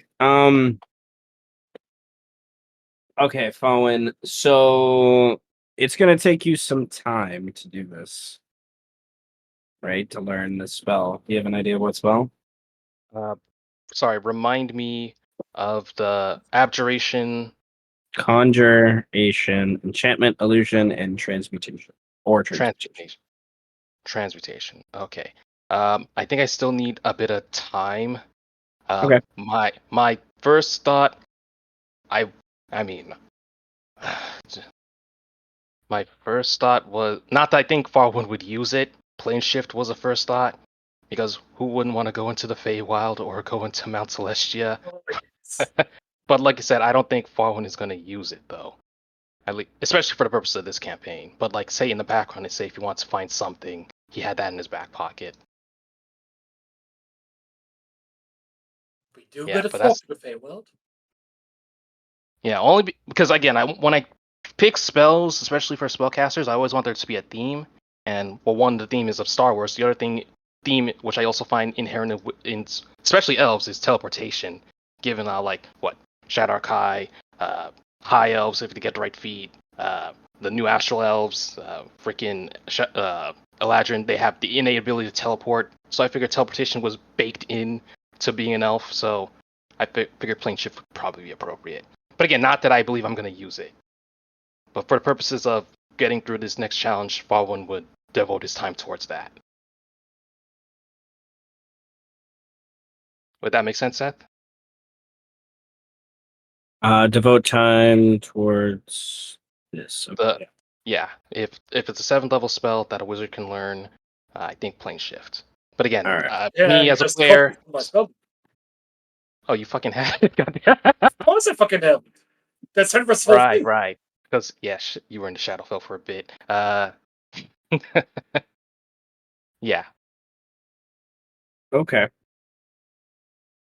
Okay. You Cool. can ask me for the Feywild if you need it. I have it. Okay. The caveat with plane shift is you have to have a particular fork to the plane that you want to go to. So there's that. Hey, you said I gotta learn it. Didn't mean I have to cast it, unless. It's true. Unless. It's true. You also can cast it on people. It can Yeah. be an aggressive spell, Be which I gone! think Get out of here! which I think is hilarious. Done, It, Lord. it is a melee attack, but nevertheless, they roll a charisma save after you attack them. So it's like a double thing, you know, they have to fail twice, but uh that's funny. It's transported to a random location on the plane of existence you specify. I've only had someone do that once. If illithids could cast plane shift on anyone other than themselves, you imagine how scary that would be. Terrifying. You know, it's like I eat your brain and then teleport you at the same time. Okay. Well, Fallen, I imagine, stays in this room. Well, for the purposes of getting this done, yes. Yeah. Okay. Time Just doesn't flow the same way. yeah. Yeah. Okay. Um. Then let's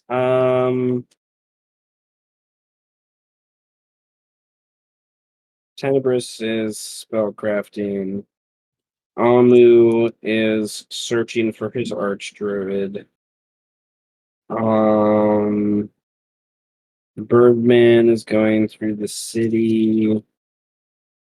Um, there's one thing I want to do with Birdman, and then it's kind of like it makes sense to jump forward time, I think, a little bit, and then maybe connect with Amu first after jump of time.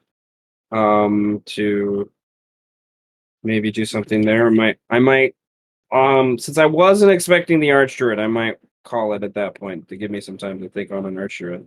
To be honest, was not expecting Spore Archdruid. But I like it. So kind of rewinding in time a little bit. Brandon, are you there? I should ask. I guess first.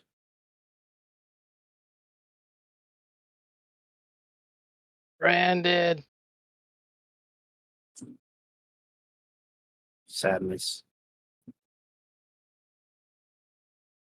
Brandon, are you there? I am here. Sorry, I'm responding to weird text messages. What's going That's on? all good. We're going to jump deck to you briefly as you Oh meander God. through the city. As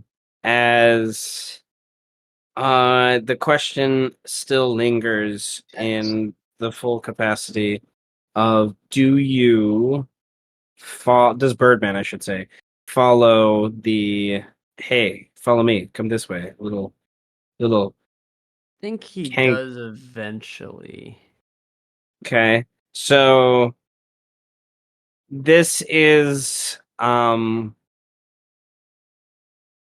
to the back streets and whatnot of the Beast Crown, probably eventually lingering to the edge of where the stage courts crumbled a little bit too, and kind of circumventing around that to find a like a little rubble pile, and you hear, and there's like an opening to it that's like big enough for your hand or arm to go in, and you hear the voice tell you reach in. Why? There's not an answer, there's just a reach in, grab it, it's yours. God, I reach in. Roll a sanity save first. Yeah, here we go, baby.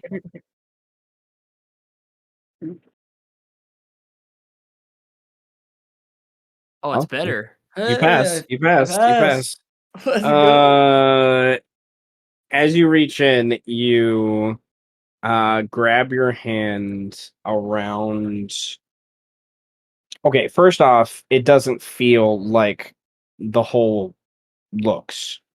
There's like the space is large, and you're like almost your hands almost like swimming in this space, and you're like, it feels like the spinal fluid for a second, like you're reaching through it. Oh, It's like, oh my god, it's so weird. And then you're like fumbling through, and you're like, what am I supposed to grab? And your like tippity fingers of your like your middle finger and your ring finger kind of grab onto something. You have to like reach a little arc and like pull it in with just the tippity fingers. And then once you get it into your palm, you're able to kind of slowly pull it out and almost like fireman, like like slip it through your hand until eventually, as you pull it out, you're holding it sort of in the middle of this piece. And as you pull it out, it is drenched in spinal fluid, and you're not sure how. And there is an intense smell coming from it, and you look back in the hole, and it looks like rocks. It doesn't look like it's spinal fluid. Uh-huh. You blink a few times. You're a little confused, to be sure, right? And in your hand, you have what looks to be a bow of some sort. the fuck? And the bow kind of glints with like the shimmer of the spinal fluid on it as the spinal fluid like gets absorbed into its wood, and it kind of solidifies into this idea of a bow. And you see it has iconography that hints to like a crescent moon on the edges of where the string kind of connects, and you like hold the string that just kind of solidifies, What and the fuck? you believe this is made from the Tarrasque. How you know that, you're not sure, Oh, but you Jesus just know Christ. that it is. And you believe this was gifted to you by your shadow friend as to help you with what comes next. Um, this is called, it's from one of the new books, and it sounded like a fun thing. I'll put it in chat so you can grab at it. And have times with these things. Do you prefer this to be a long bow or a short bow? Probably a longbow? Okay. Then it is a long bow. It does, of course, require attunement. You immediately attune to it once you grab onto it, though.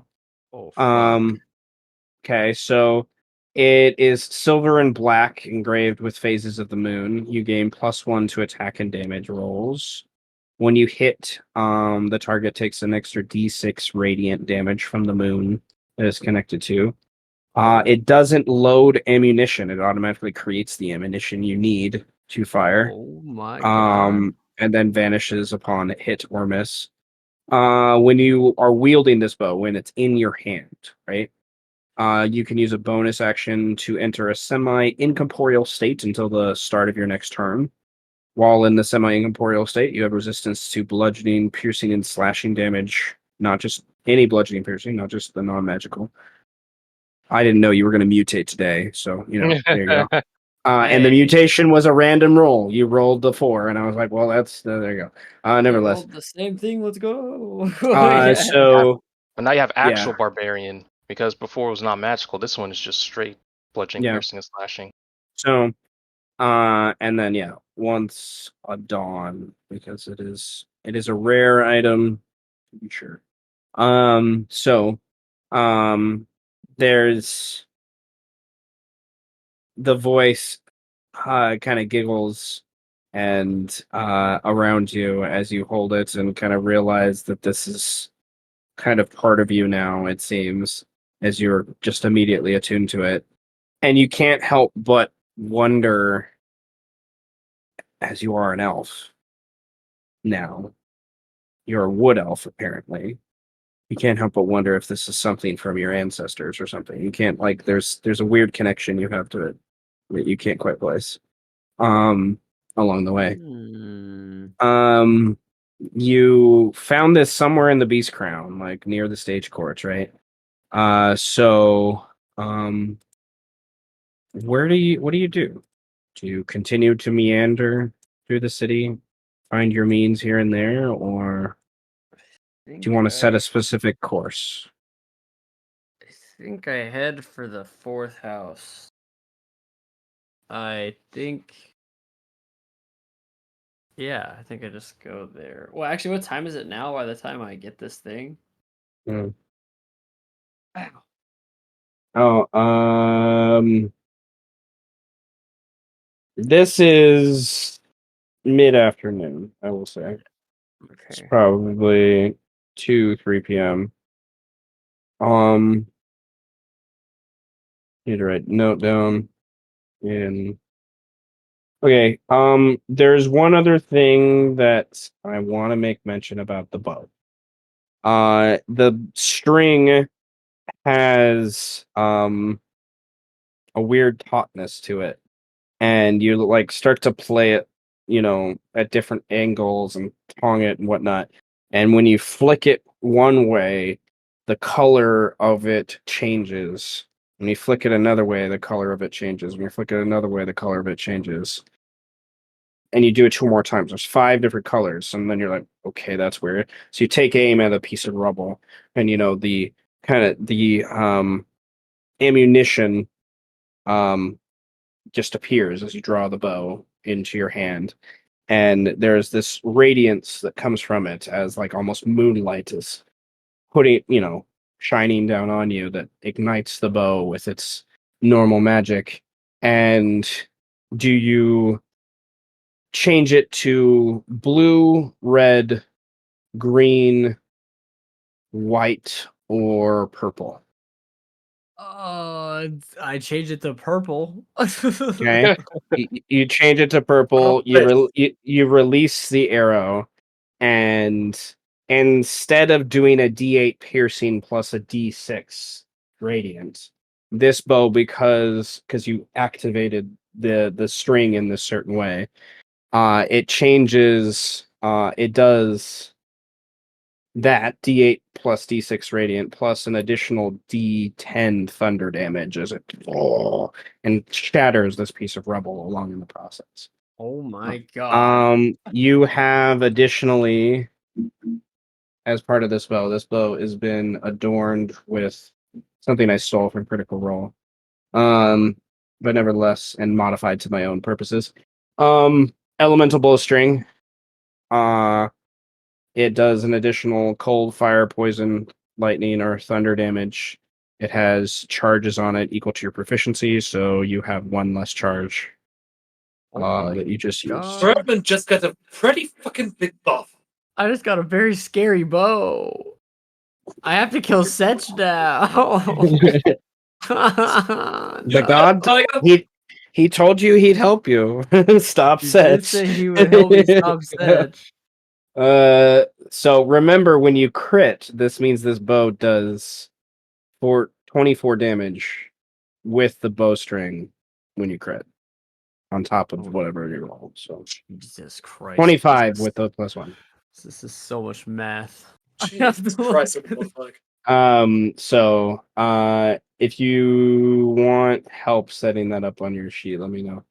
Okay, I'm gonna try to do it right. We're gonna So see how I it would goes. set up, what I would do is do the base damage and the radiant damage in the weapon, and then I would do a global damage modifier for the bowstring. Right. That's what I would do. 6. Okay. Birdman starts making his way to the 4th house. Okay. So I like the imagery of like what's happening, it breaking apart as Birdman takes the bow and kind of slings it on his back, and his his does he keep his old longbow, or does he leave it here? That's my question. Oh man. Because you've had that longbow the entire campaign. Shit, I think he keeps it though. Like I don't All even right. So he slings it next to. He has 2 bows kind of slung on his back, and he starts to hike through the rubble back to the main street of the Beast Crown. Meanwhile, we have a brief image of Amu in the mud and swamp and sludge around somewhere northwest of the city. He, gets his bearings, takes a quick sniff in the air, and then starts to, run off on all fours towards what he believes to be where the current Spore Archdruid is probably camping. Druids I don't imagine like have many like, you know, stationary places that they are at other than like really cool like waterfalls and things that they or admire maybe or something like that, or a rock formation or a tree or something. I don't imagine druids have like temples and things. Um, Especially the Animaesus. Nevertheless, then that other image of Tenebris coming to his research chamber, opening up his books that he's been working on for years that have all these notes and things, and we see brief imagery of like a person surrounded by this storm of some sort that has been kind of sketched out, and some other like reagents and things that he's bringing out to kind of set out, and he takes off some of his robes and things and starts to get ready to manipulate the somatic components that are needed for this. And then this is about the time when Fawin is wrapping up like the first real cast of the spell that he does before. I imagine he meets with his sons to like and has that magic where the ear and the eyeball kind of glow, and then his eyes kind of take the form of the dragon. The ears kind of open and elongate and gather even more senses, and then his eyes just kind of can go black, when he wants to, and he can just close his eyes and just sense the things around him, almost like a heat sense, I imagine, in some ways. Um, Blindsight is an interesting thing to try to interpret how it works. And we kind of come to Birdman back again, hiking through, getting on the main street. The fourth house is located, as you guys can, wrong map. As you guys can see up here, it's in the corner of the Beast Crown, kind of hidden away from many of the other houses. Um, and as Birdman walks down the streets, and then turns to go down the alleyway that leads to their area, you see outside of the main entrance, uh, 3-4 dozen rat folk, um, gathering resources, weapons, whatnot. Not gear. They're not traveling like this adventure house is known to be. They are preparing to attack something. It was quite obvious. Their focus seems to be in on the main house, not away. And as you get closer, you start to pick up on some of the tensions and whatnot, that there is a stark demarcation between the two factions that make up a good brunt of the fourth house, to where the Goblinkin have taken up protection and residence inside the fourth house manor tower, where the Ratkin that have ruled this house for the longest are outside preparing to breach, it seems. The civil war within the fourth house, you are about to witness it coming to a head. Jeez. Do you want to do anything before this happens? Do you assist? Do you wait and see how it plays out? I think What I do you want to do? stop and like stop the rats and ask them like what's going on. A few of them refuse to talk to you Damn it! before you find one that will talk to you. And gruff-looking guy has scars on his face, situating, like a bandolier of daggers onto his chest, and he has another dagger that he's like has lodged on the back of his tail so he can fling it off his tail and all these other things. And he says, "Aye, Trondo's finally gone too far. Hey, allying with crazed wizards and all these other things, taking our interest away from our own people. We're done with this. Goblins, never again." I see. Uh, I am here to speak to him. Ah, yeah, you're with the trader then. No, that's not what I said. Look, I've had a very rough day. Yes, you Okay. smell like you've come out of someone's anus. Yes. Wait. My name is Birdman. Ah, My head hurts. well, you'll have to Alright. get past his guards. I'm supposed to be here. There's He shrugs like he doesn't know anything about that. or don't hold on. And he just like pats his shit and walks away. I think and walks up to the I don't know if it's like a door or like a Yeah, there's a group of like bugbears and a few other goblins that are like at the door. They have created a small barricade. The bugbears have some shields, um, and things like that. One of the goblins kind of pitter patters up, has this little like cane staff thing, and it like hiccups the word "booyah." What do you want? what Booyah. What do you want? what are you doing? Booyah, booyah. What do you want? I am here to speak to Trundle. Who are you? My Are you on name the is list? He pulls out this weird piece of paper that's probably obviously my been name is written in blood. Birdman. He flips through a bunch of papers that you're not sure if one of them had like a picture of a pig, another one had a picture of a rat. You're not sure what's going on. He eventually comes up here. Yes, you're late. I um I smell like I came out of someone's anus. He sniffs you and he's like, it's a good vintage. That's gross. The black dot will come out of the black dot. He blinks at you a couple times. You know what I mean? You're one of the crazed Machinifexers. I'm having a day. Hey, lead him inside. One of the bugbears kind of grunts at Hey, you and opens the door. don't kill any rats. They know not, as I'll booyag them. Booyag! Okay. It's like, God, it's going crazy. like Uh, you hear some the door muttering and whatnot between the rats and the booyag yelling at each other as the door closes. The bugbear just lets you find your way inside once he opens the door. There's goblins and little camps and things here and there. They have gatherings of weapons nearby. You kind of see a trail that leads back to this bigger room that has a big bonfire at the center of it, obviously. Uh, a half dozen plus different shadows kind of moving about.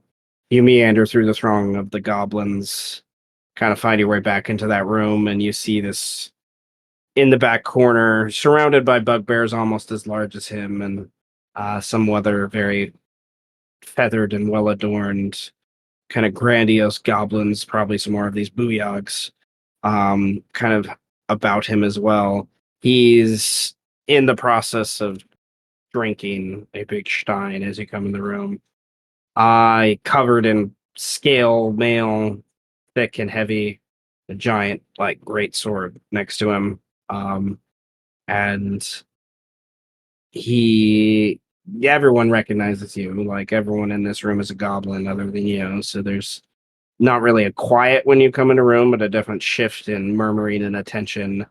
Um, some of them know your name. You hear your name, Birdman, kind of muttering along the way, and just uh, waves every time. Like, yeah, hello. they wave. Eventually, you kind of are prompted to just kind of continue to walk forward, and um, there's a female goblin that comes and sits you down and throws some food in front of you, and you're sitting there for barely a moment before Trundle kind of, I just voraciously start eating it. Whatever it is, I don't yeah, care what it is, I Trundle think. kind of makes his way down to you, dragging his sword kind of drunkenly behind you, and sits next to you as you eat and gives you this obvious confused but quizzical. He's not going to ask the question.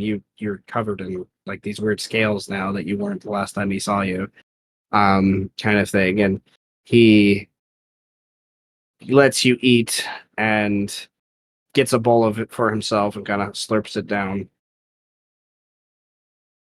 waits for you to talk, kind of thing. I have reason to believe that there is a very dangerous assailant on their way here as we speak. And no, I'm not talking about the rats outside. What did you do to the rats? Why are they so upset? It's like, I think he's like putting his face on the table. Like, There's a new delicacy happening outside of the Beast Crown. A coleoptid thing going on, and my friends here got a hankering for it. And Master Greendaw was out, so they decided to make some of their own soup. I see. That's a problem. Rat soup is pretty good. Ratous even better, apparently. It's very good. We're not going to talk about that right now, though. I'm just saying, one or two isn't a big deal. One or two is They're not a just big they're deal. just angry about things, and it's okay. There's a disgruntled cleric that is worshiping some crazed god out there, riling them all up. The rats have run this house for a really Yes, and long time. it's now time for a new thing. He kind of wipes the gunk around his mouth from eating, and you see his very large tusks kind of hanging out from his lower jaw in the process. Sir, So are if you it's aware? not a rat that wants me dead, and it's not a wolf, who would it be? It's called. He's just like looking at you. He's like, um, look, man, I've had a lot of spinal fluid today. He doesn't ask the question, but his face does. About what you really mean by that. So, There are things that are occurring. I don't know if I'm at liberty to talk about, but what I do know is that a binder lord died. 2 of them died. yes, I think we all know that by this point. And if you continue this course of action that you're on, you will die too. I am surrounded by plenty, and he leans in very close, of cannon fodder. Don't you worry. Unity will not. Unity is the only thing that will stop you from this shadow of the beast. Unity with whom? Unity with the rats. Don't eat the rats anymore. I only had one bite. It was It's good very though. good. I love rat soup. Rat. Oh, see. But Why don't you go listen, talk to the ratus? Calm them down for me. You're the Birdman. Back in 666. No, six was it? No, it's 660. Yeah, 60 Mark of the last year. Beast. Mark of the Beast. You convinced Six, the six, Lord yeah, of the First House not to put to death the what's his name from the Third House. It was a grand thing. I witnessed that at the stage courts. uh, Go, talk to them. I Tell them will. that they're taking this way out of proportion, and next time they should just try some goblin soup. You. That's funny. Hey, he motions to he talks in goblin to another guy, and he's like, "See, yeah, we got a corpse outside they can use." You should be afraid. I'm not going to be afraid of a shadow. You should be afraid of the shadow. Why? Because It's a he's shadow. pissed. Shadows can't come alive. You haven't met Seth yet, huh? Don't worry, don't worry, don't. Setch, what is a setch? Heed my warning. He's just like pointing at him, You like are, all weird. out of all the doomsayers, you are, sir, are one of the worst. 2 out of 10 stars. What do you mean? At least put some enthusiasm in the end times that you preach. Well, I'm warning you, man. I'm telling you, the rats are pissed. The gods are pissed. Somebody's pissed. I don't know who's pissed, but I'm trying to figure it out. I don't like it. Wow. I think it's gonna wake up, dude. What's going to wake up? I have to pee. Where's your bathroom? I think he just he just throws up all over the floor. Oh, I thought you were gonna say, "Where's your bathroom?" Never mind, I don't need it. Yeah. Strog, come clean this up. And you see this like crazy little goblin thing come over and start to lick up your puke. And then he motions for another bugbear. Take him to clean himself up. The clean water. He can have the clean water. Oh, that's mighty. He takes you upstairs. Minor lords are in danger. We're fine. They're fine. No one's gonna do anything. It's just Birdman. But he stops you before we go. You haven't heard. You've been distracted by things. I know the stagecoach. I'm very sorry. He pats you on the cheek. His hand is huge, right? And he's like, here. He pulls out of a little pocket, on a little pouch on his side. You got a letter. The master Ibian of the first house is arranging a moot.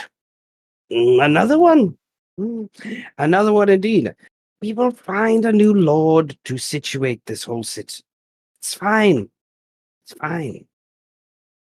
We just need to find maybe you. Hey, you can be the new 13th house lord. Yes? No, Claps his hands. 13th house lord. What about being the second one? I don't want to be the second one either. Okay, be sad and distraught. Go get yourself cleaned up. I will find someone as a candidate. You might die, dude. You're not worried about dying to a freaking We shadow all man? die sometime. I'm not gonna die from a shadow. No. I can't wait till next session. I hear that the fourth house leader What died. else has died due to Yeah. due to unnatural causes? Yeah. His corpse was found down an alleyway. Nothing Yeah, but a right. husk. Well, that big rat man that I just talked to, that was Sedge. You fucking killed him. uh, and then the better twist, Setch is actually the goblin licking up the vomit on the floor. So, Oh God. Sedge is Oh. the binder lord I'm talking to he's right like now. he's like full method acting right now, guys. Oh my god. Sedge is playing the binder lord right now. Setch is I'm already the actually binder lord. I'm talking to Sedge. Yeah. We're fine. I'm not gonna get killed by a shadow. Oh God, no. Birdman, you're led to this room. It has this big basin. It looks like mostly clean water. It's probably the cleanest water you've seen today. There might be some goobies in it that you're not sure what it belongs to, but maybe by this point, I don't know if you care. I'm about to fuck that up. I just dunked my head in it. Like I think Yeah. it's like And I imagine, it takes a while for like some of the oils and nasty stuff to just sort of finally break down. And the bugbear just leaves you in there. Birdman, take 2 inspiration points for going through hell and back, and then your first choice was talk to goblins. I love it. in 10 minutes. In 10 minutes, I will emerge from the file, just like, oh my god, just like completely normal again. Oh, Just from okay. an empty basin of dirty Yeah. water. Yeah. Like I'm okay again. I'm okay. I'm an elfin again. It's okay. I just need to drink some water, guys. It's been a day. You're to the point where the spinal fluid's been completely digested by this point. So, it's like, You look at your scales up and down your arms. Yeah, I fucking hate You you, see a Steph. slight reflection in the bowl of water from the scales that are on your cheeks and forehead and stuff by this point. No. Your eyes may be a slightly different color before, but hey, that's the least of your worries right now. Gross. What do you do? First thing I call out for Setch, I ask if Setch is here. I just go, Setch, are you here? It's like I think I just walk into every room and just say, Setch, are you here? Setch, are you here? In two of the rooms, two different goblins say yes. Shut What? up. And then I immediately poke my shit in there with a bow. I think it's just like we're just like And he's like, "No, sorry, I'm not Setch. Sorry, I just thought I'd get something cool out of it. Not an just like arrow." creepy. Move back out of the way. The other, Setch. you shot a second goblin and killed him because he Oh didn't. my Because you god. weren't sure if he was actually Setch. But it's okay. You used thunder damage, so there's not much left of him. Oh shit. Okay. No, The first one, I just hear yes and just go. you The first one, you just shoot. You oh just shoot. man. Well, Ooh, sorry about that. I'm and at real least sorry about that. yes. There's no arrows that remain, so they can't trace it back to you at least. Dude, So nice.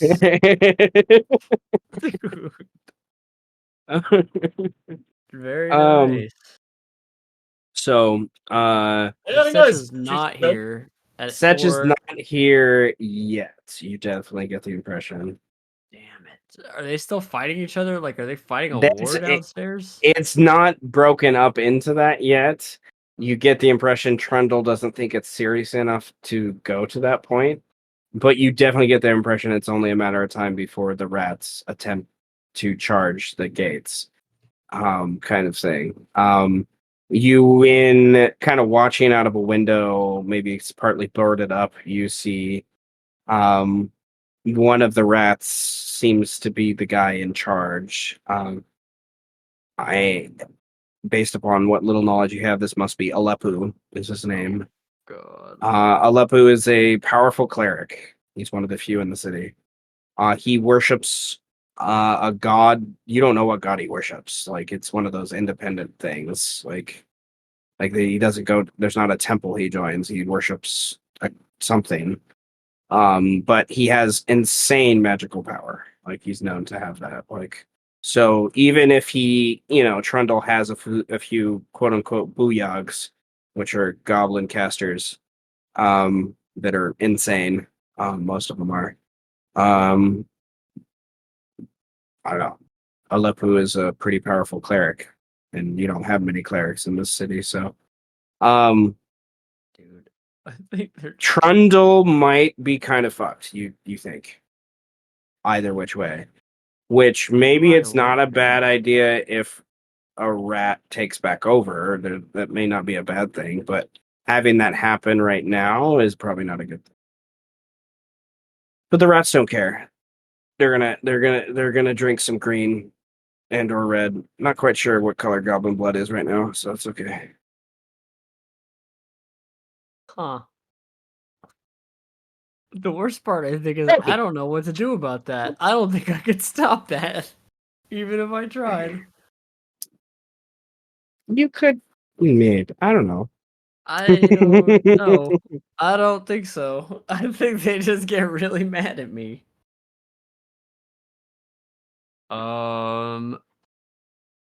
Fuck, dude, I don't know. Just like, oh, Such isn't here now, but I know he'll be. I hate him. I hate him. Well, I guess my question is how patient are you? I also have to at some point I have to leave and go to the Evening Swan and talk to. I have an appointment. I have a reservation. So Your reservation. I don't know. Maybe Lord Gravitas will meet you because Falwyn's indisposed. if that would be fucking weird. Oh, I mean, Lord Gravitas still has the know-how to know when to present himself as Farwyn. And Farwyn has the know-how to when to dispose himself as Lord Gravitas, but yeah, maybe. Also, I feel like Farwin, as he's doing this, would actively send to his sons just to confirm how long has it been since we last did our katas, to get a gauge of time.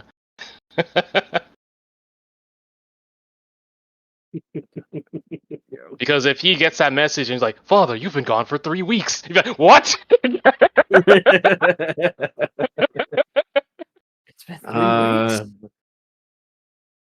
What? Why would I do that? But I think I just have to let this shit devolve into chaos, man. Jacques just told me today I have to let this shit just go fucking ham. Okay. Cool. It is. He said, "Yeah."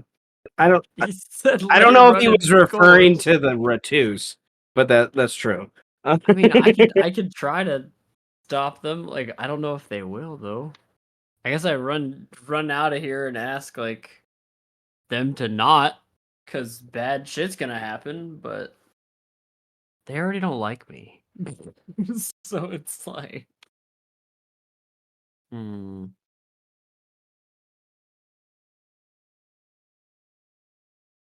Yeah, I think I just go out and proclamate. I'm like, do not march on the fourth house.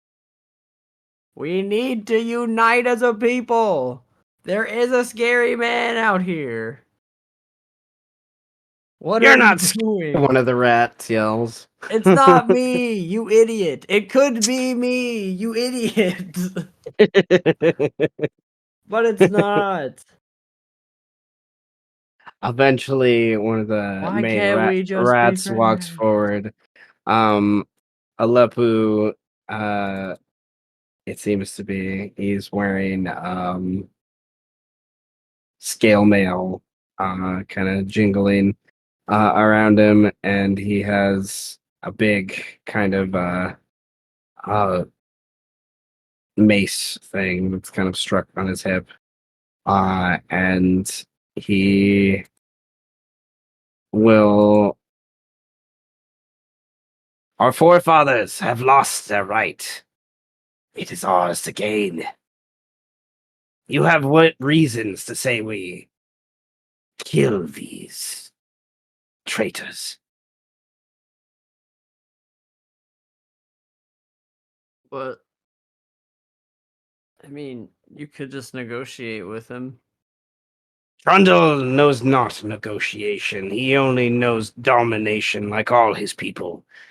They ruled over our people for 200 years before the rise of the beast. And now they continue to do so, even though we've gained so much back. He shakes his head, like he won't allow it, kind of thing.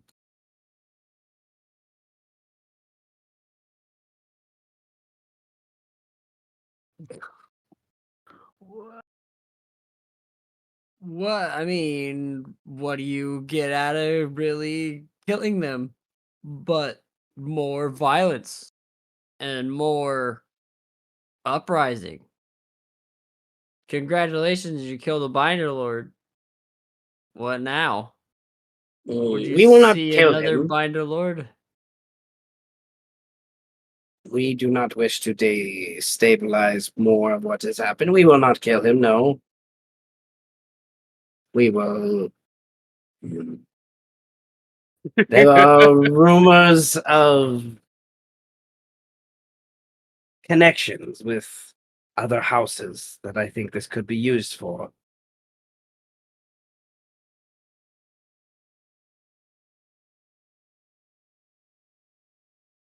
Or maybe we do unleash the claw.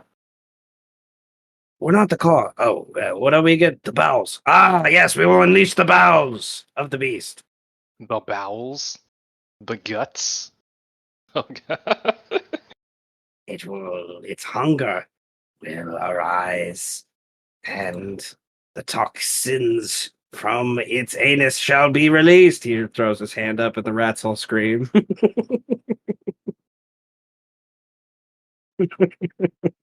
That's Things I didn't expect to narrate today. I'm just gonna say. really gross. I think that's like how he's up on a pedestal. That's kind of nasty. But you have some pamphlets. You can come to our sermon this week. I do not think this is a good idea. And I will warn you all. There is a shadow of this beast. And he Who, is you? scary. Another rat says.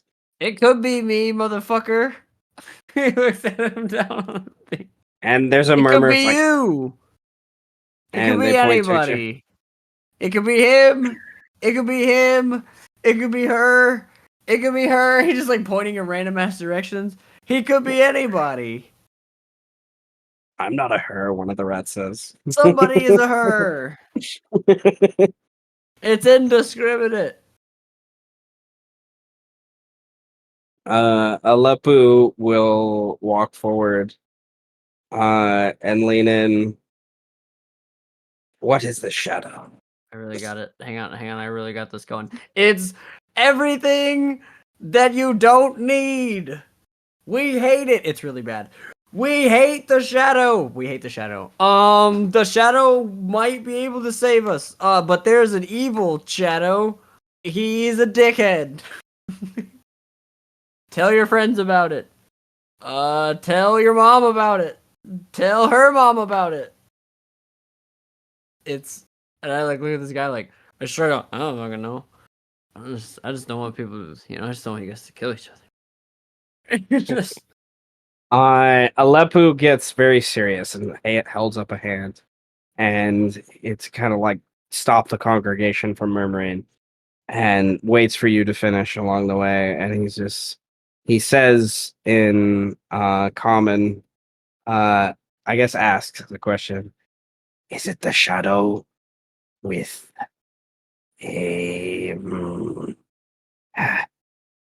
What does he look like? What is his visage? he's about yay big. I don't even remember if I got a good look at him when we were inside the beast. Really? And he murmurs something to himself about that idea, and then he raises his hand again as they kind of murmur amongst themselves, and he's like, "Is the shadow a bird? Uh, uh, Is the I feel shadow like a bird?" he like looks. He goes, "Fuck." I don't think so. In Sylvan, he turns to the congregation. Do you speak Sylvan? I No. can't remember. You don't understand what he's saying. It's a really awkward. They're like all in shock and amazed. They're like, and at the end they cheer, and then two like very very like excited like Ratus come up to you and grab your left and right arm and start to cheer with you and shake you. What is happening? And then, just like I was a bird one time, I guess. And then Aleppo hears that, and he goes to the rest of the congregation. And he yells out again something, and then he says your name at the end and points at you, and they yell and scream. What is happening? He's so confused. Like, what is happening? I think Birdman, I'm gonna give you 3 inspiration points right now. Don't do that. Oh my! Did you accidentally a Messiah? I don't know what happened. I don't know what I did. You went to the right character at the right time and said the right thing, and then he rolled above a 20. This is something that's been in the works since you changed out of a Kenku, and I was waiting for you to talk to this guy, and I was like, "You're never gonna talk to this guy." Okay, whatever. I think Brian is just confused. He gets down on his knees and grabs your hand. What the and fuck? he speaks to you in common, and he says, "You are the shadow of the bird." What the hell are you talking about, man? Right now, what the hell? Roll credits.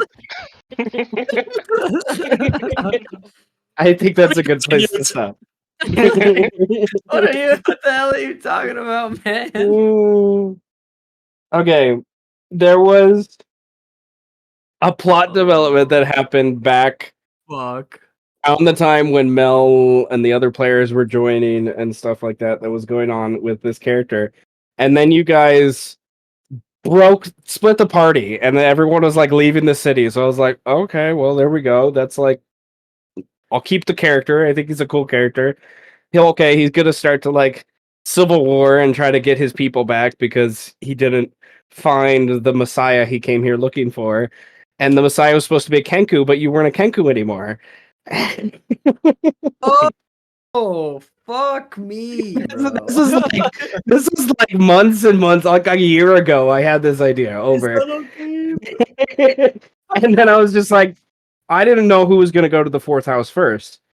I had no idea who was going to go to the fourth house first. It was going to be Setch, and if Setch came here, I would have played out, does he actually defeat Trundle? And if he does, then then Aleppo would have assumed he was the shadow of the bird, and would have galvanized all of the rats behind his idea. Rat army. I have a rat army now. No. And there's now, I love the idea of like one of the dumbass rats coming to the, like, this is just my weird brain working too. It's just like you have like this weird story that eventually comes from Birdman about how he consumed rat soup in order to find his place among the rat people to lead them to their messiah and all. That's how My brain is breaking. Crazy, dude. Now you're gonna have rats lining up, offering themselves to you, Birdman. I will kill myself. Birdman now has successfully. This is why he got 3 inspiration point. Birdman now has successfully, accidentally, twice has 2 cults that follow it. No! This sounds like some weird fucked up fetish. What the hell is this? No! It just makes me laugh that it's like accidentally. What the fuck? Did I plan this today? No. I was like, no one's gonna go to the fourth house today. I like literally looked at the fourth house. I was like, I don't need to prep anything for the fourth house. Oh, you're going to the fourth house. Okay. Damn it.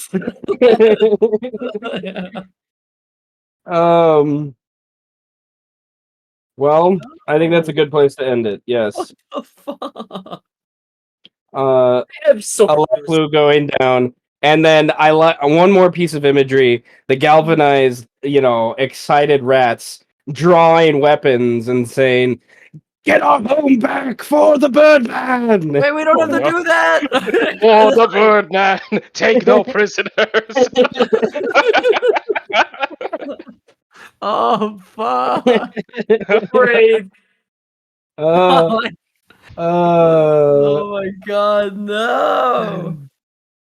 Aleppo just like standing to be like, I didn't expect that. What? What are they doing? He's just watching as the rats just charge forward. Ratus, if you've ever played any old Warhammer games, Vermintide. yeah, Vermintide, like that's 100% my inspiration for Ratus. One-track mind creatures, to be Skaven. sure. The Skaven, I love the Skaven. Like, I love them so much. They make me laugh. I love them so much. There was a game I played so many hours in, based upon one of the settings Mordheim, and the only ones I could tolerate playing as were the Skaven. The other ones I was like, the humans are boring. I don't play as a human. Boring. Nevertheless, Funny rat man. Funny Ratman was a lot more fun. They're they have really good damage when they could get in there, and the rat ogres were lots of fun. So Erdman, I love you. I don't know what I did, man. It was just these were just random ideas about there was a kid last year in my D&D game at school that shared this weird idea about a Kenku that I was just like, I got to do this idea. And then you changed away from a Kenku, and then I was like, oh, how do I do this idea? And then I don't know, the shadow thing started to build, and Now I'm I'm here excited. again. Now you're here again. The debate that I'm having in my brain is whether or not Birdman accidentally or on purpose gets changed into a Kenku again because of what's happening here. Oh um, God, no. which is funny to me. Nevertheless, uh, To be able to keep all his sentences, he uses as an elf.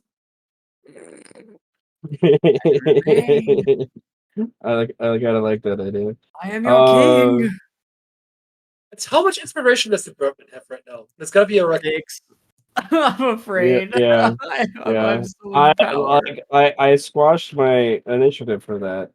Okay, so next time, let me get some notes down for next time. Amu with Spore Archdruid. Um, he's definitely going to be an Animaesus. I don't know what type yet right now, but definitely an Animaesus. Um, do stuff with that. We need to. Fallen is in Ember's chambers, I guess I should say, with the plane shift spell. Gravitas is going where again? So because PO was like, I gotta meet now, but like at sundown, I'm like, Okay. all right, fine, I'll send that. But if also Birdman is really adamant on the meeting me at the Evening Swan, then if that appointment is still being kept, then the Barwood will go there. Oh, well, now I have to meet you and tell you about my rat cult. That's gonna be interesting. You just have like 6 rats with you that are just like I have a rat cult. volunteered to follow you. Have like now matching tattoos on their forearms that, have a shadowed bird. Okay. I'm gonna ditch these rats like I ditched the Karen, man. Oh, that gives me an idea. No, no more idea. Oh I'm god, is Uh, Santa really gonna giving crash rats our for it. dinner table? like I want Xantha and the Karens to be having dinner at the evening Oh swan. god, God. they're gonna crash our. Shit. Ah, Hey, boo. what's up with the shadow of the I'm what's up with the definitely giving my shadow of the Relation bird to business, women. bro? Be like, ah, the Okay, shadow of the bird business. and then yeah, Birdman, fourth house fallout is what I'm gonna call it. So what we need to continue with that. Um, you know, do you really stop the Civil War from happening? Kind of thing. 100%. Aleppo did not mean for that to happen. He was just excited that he came to a realization about who you are and then shared his excitement. And then his excitement spilled over into, oh, let's actually kill these people. Yay! And all the rats are like, yeah. And then he turns to me and goes, oh shit, I didn't mean to say that. I didn't mean to put it that way. Well, it's okay. Tenebris is researching. Yeet. Mega So polymorph. yeah. For that idea. And that I have an idea for that one. Kind of thing. I just need to sit down and solidify it. Oh goodness gracious. That was that was not what I expected today, to be honest. Yet again. We did some of the things though. Um One of the last pieces of imagery I think I want to leave us with as this is going on. One thing to help me kind of connect to next week is Fallen. Mhm. In this evening time, uh, mid. This is before you finish your research. You would get a message from your son at the front gate. Here we'll say it's one of the other sons by this point. That has a messenger from. Well, wait. Does Mel have sending? Can't remember off the top of my head. I think she does. She does. I think Mel invented a sending texting thing. Spells. Yeah, she does. Okay. Mel would send then. Sorry. Mel would send to Farwin.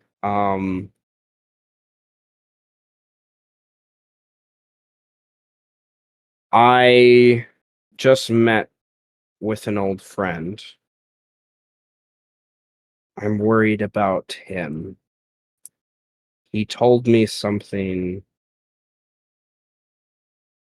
We should send some aid to the fourth house if we want them to still be standing after today.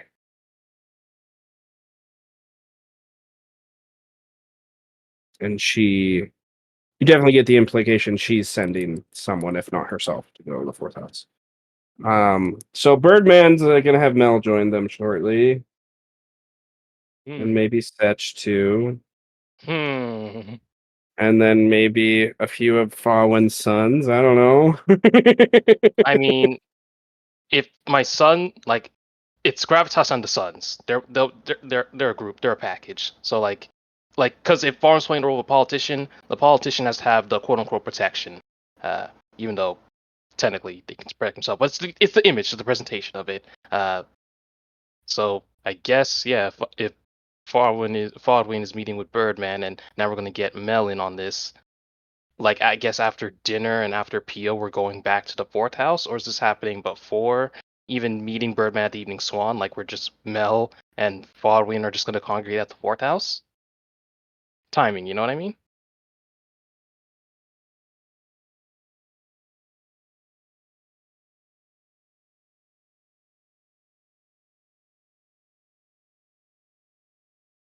Well, did I lose you, Seth? I apologize for my ramblings. No, I'm doing math. Broke. Your math confuses me sometimes. Nevertheless, this would be. You've already kind of interrupted that idea of meeting with Birdman, anyways. But this would be about that same around the evening time as the intended meeting with Birdman. Yeah. Who goes then? God Hello, damn Shadow of the you! Beast. Beast! So Unmute that self. there would have been. Oh, the other thing that we didn't mention that would kind of help answer some of this is your message to your son about, hey, how much time has gone by, kind of thing. Tenebris is a son? Paul and No, no, his no. sons now. Sons, Oh, multiple. okay. Wow. He created them with magic, so nevertheless, Falwyn, the response you get back from your son is he's confused. He's like basically something along the lines of he just saw you a few minutes ago, and you feel like you've been in here for hours. La la la la la la la la la La la la la la. La la la la la. Yeah. Now, conventional wisdom says, do I dare respond with that, or do I just leave it be? What's this? No, I'm a What's this? whimsical elf. I'm just gonna leave it be. What the fuck do you mean? What's this? Did he speak to I've been little here wolf all boy day. beforehand? What's this? So, yes, you find your hyperbolic time chamber. Yeah. Oh no.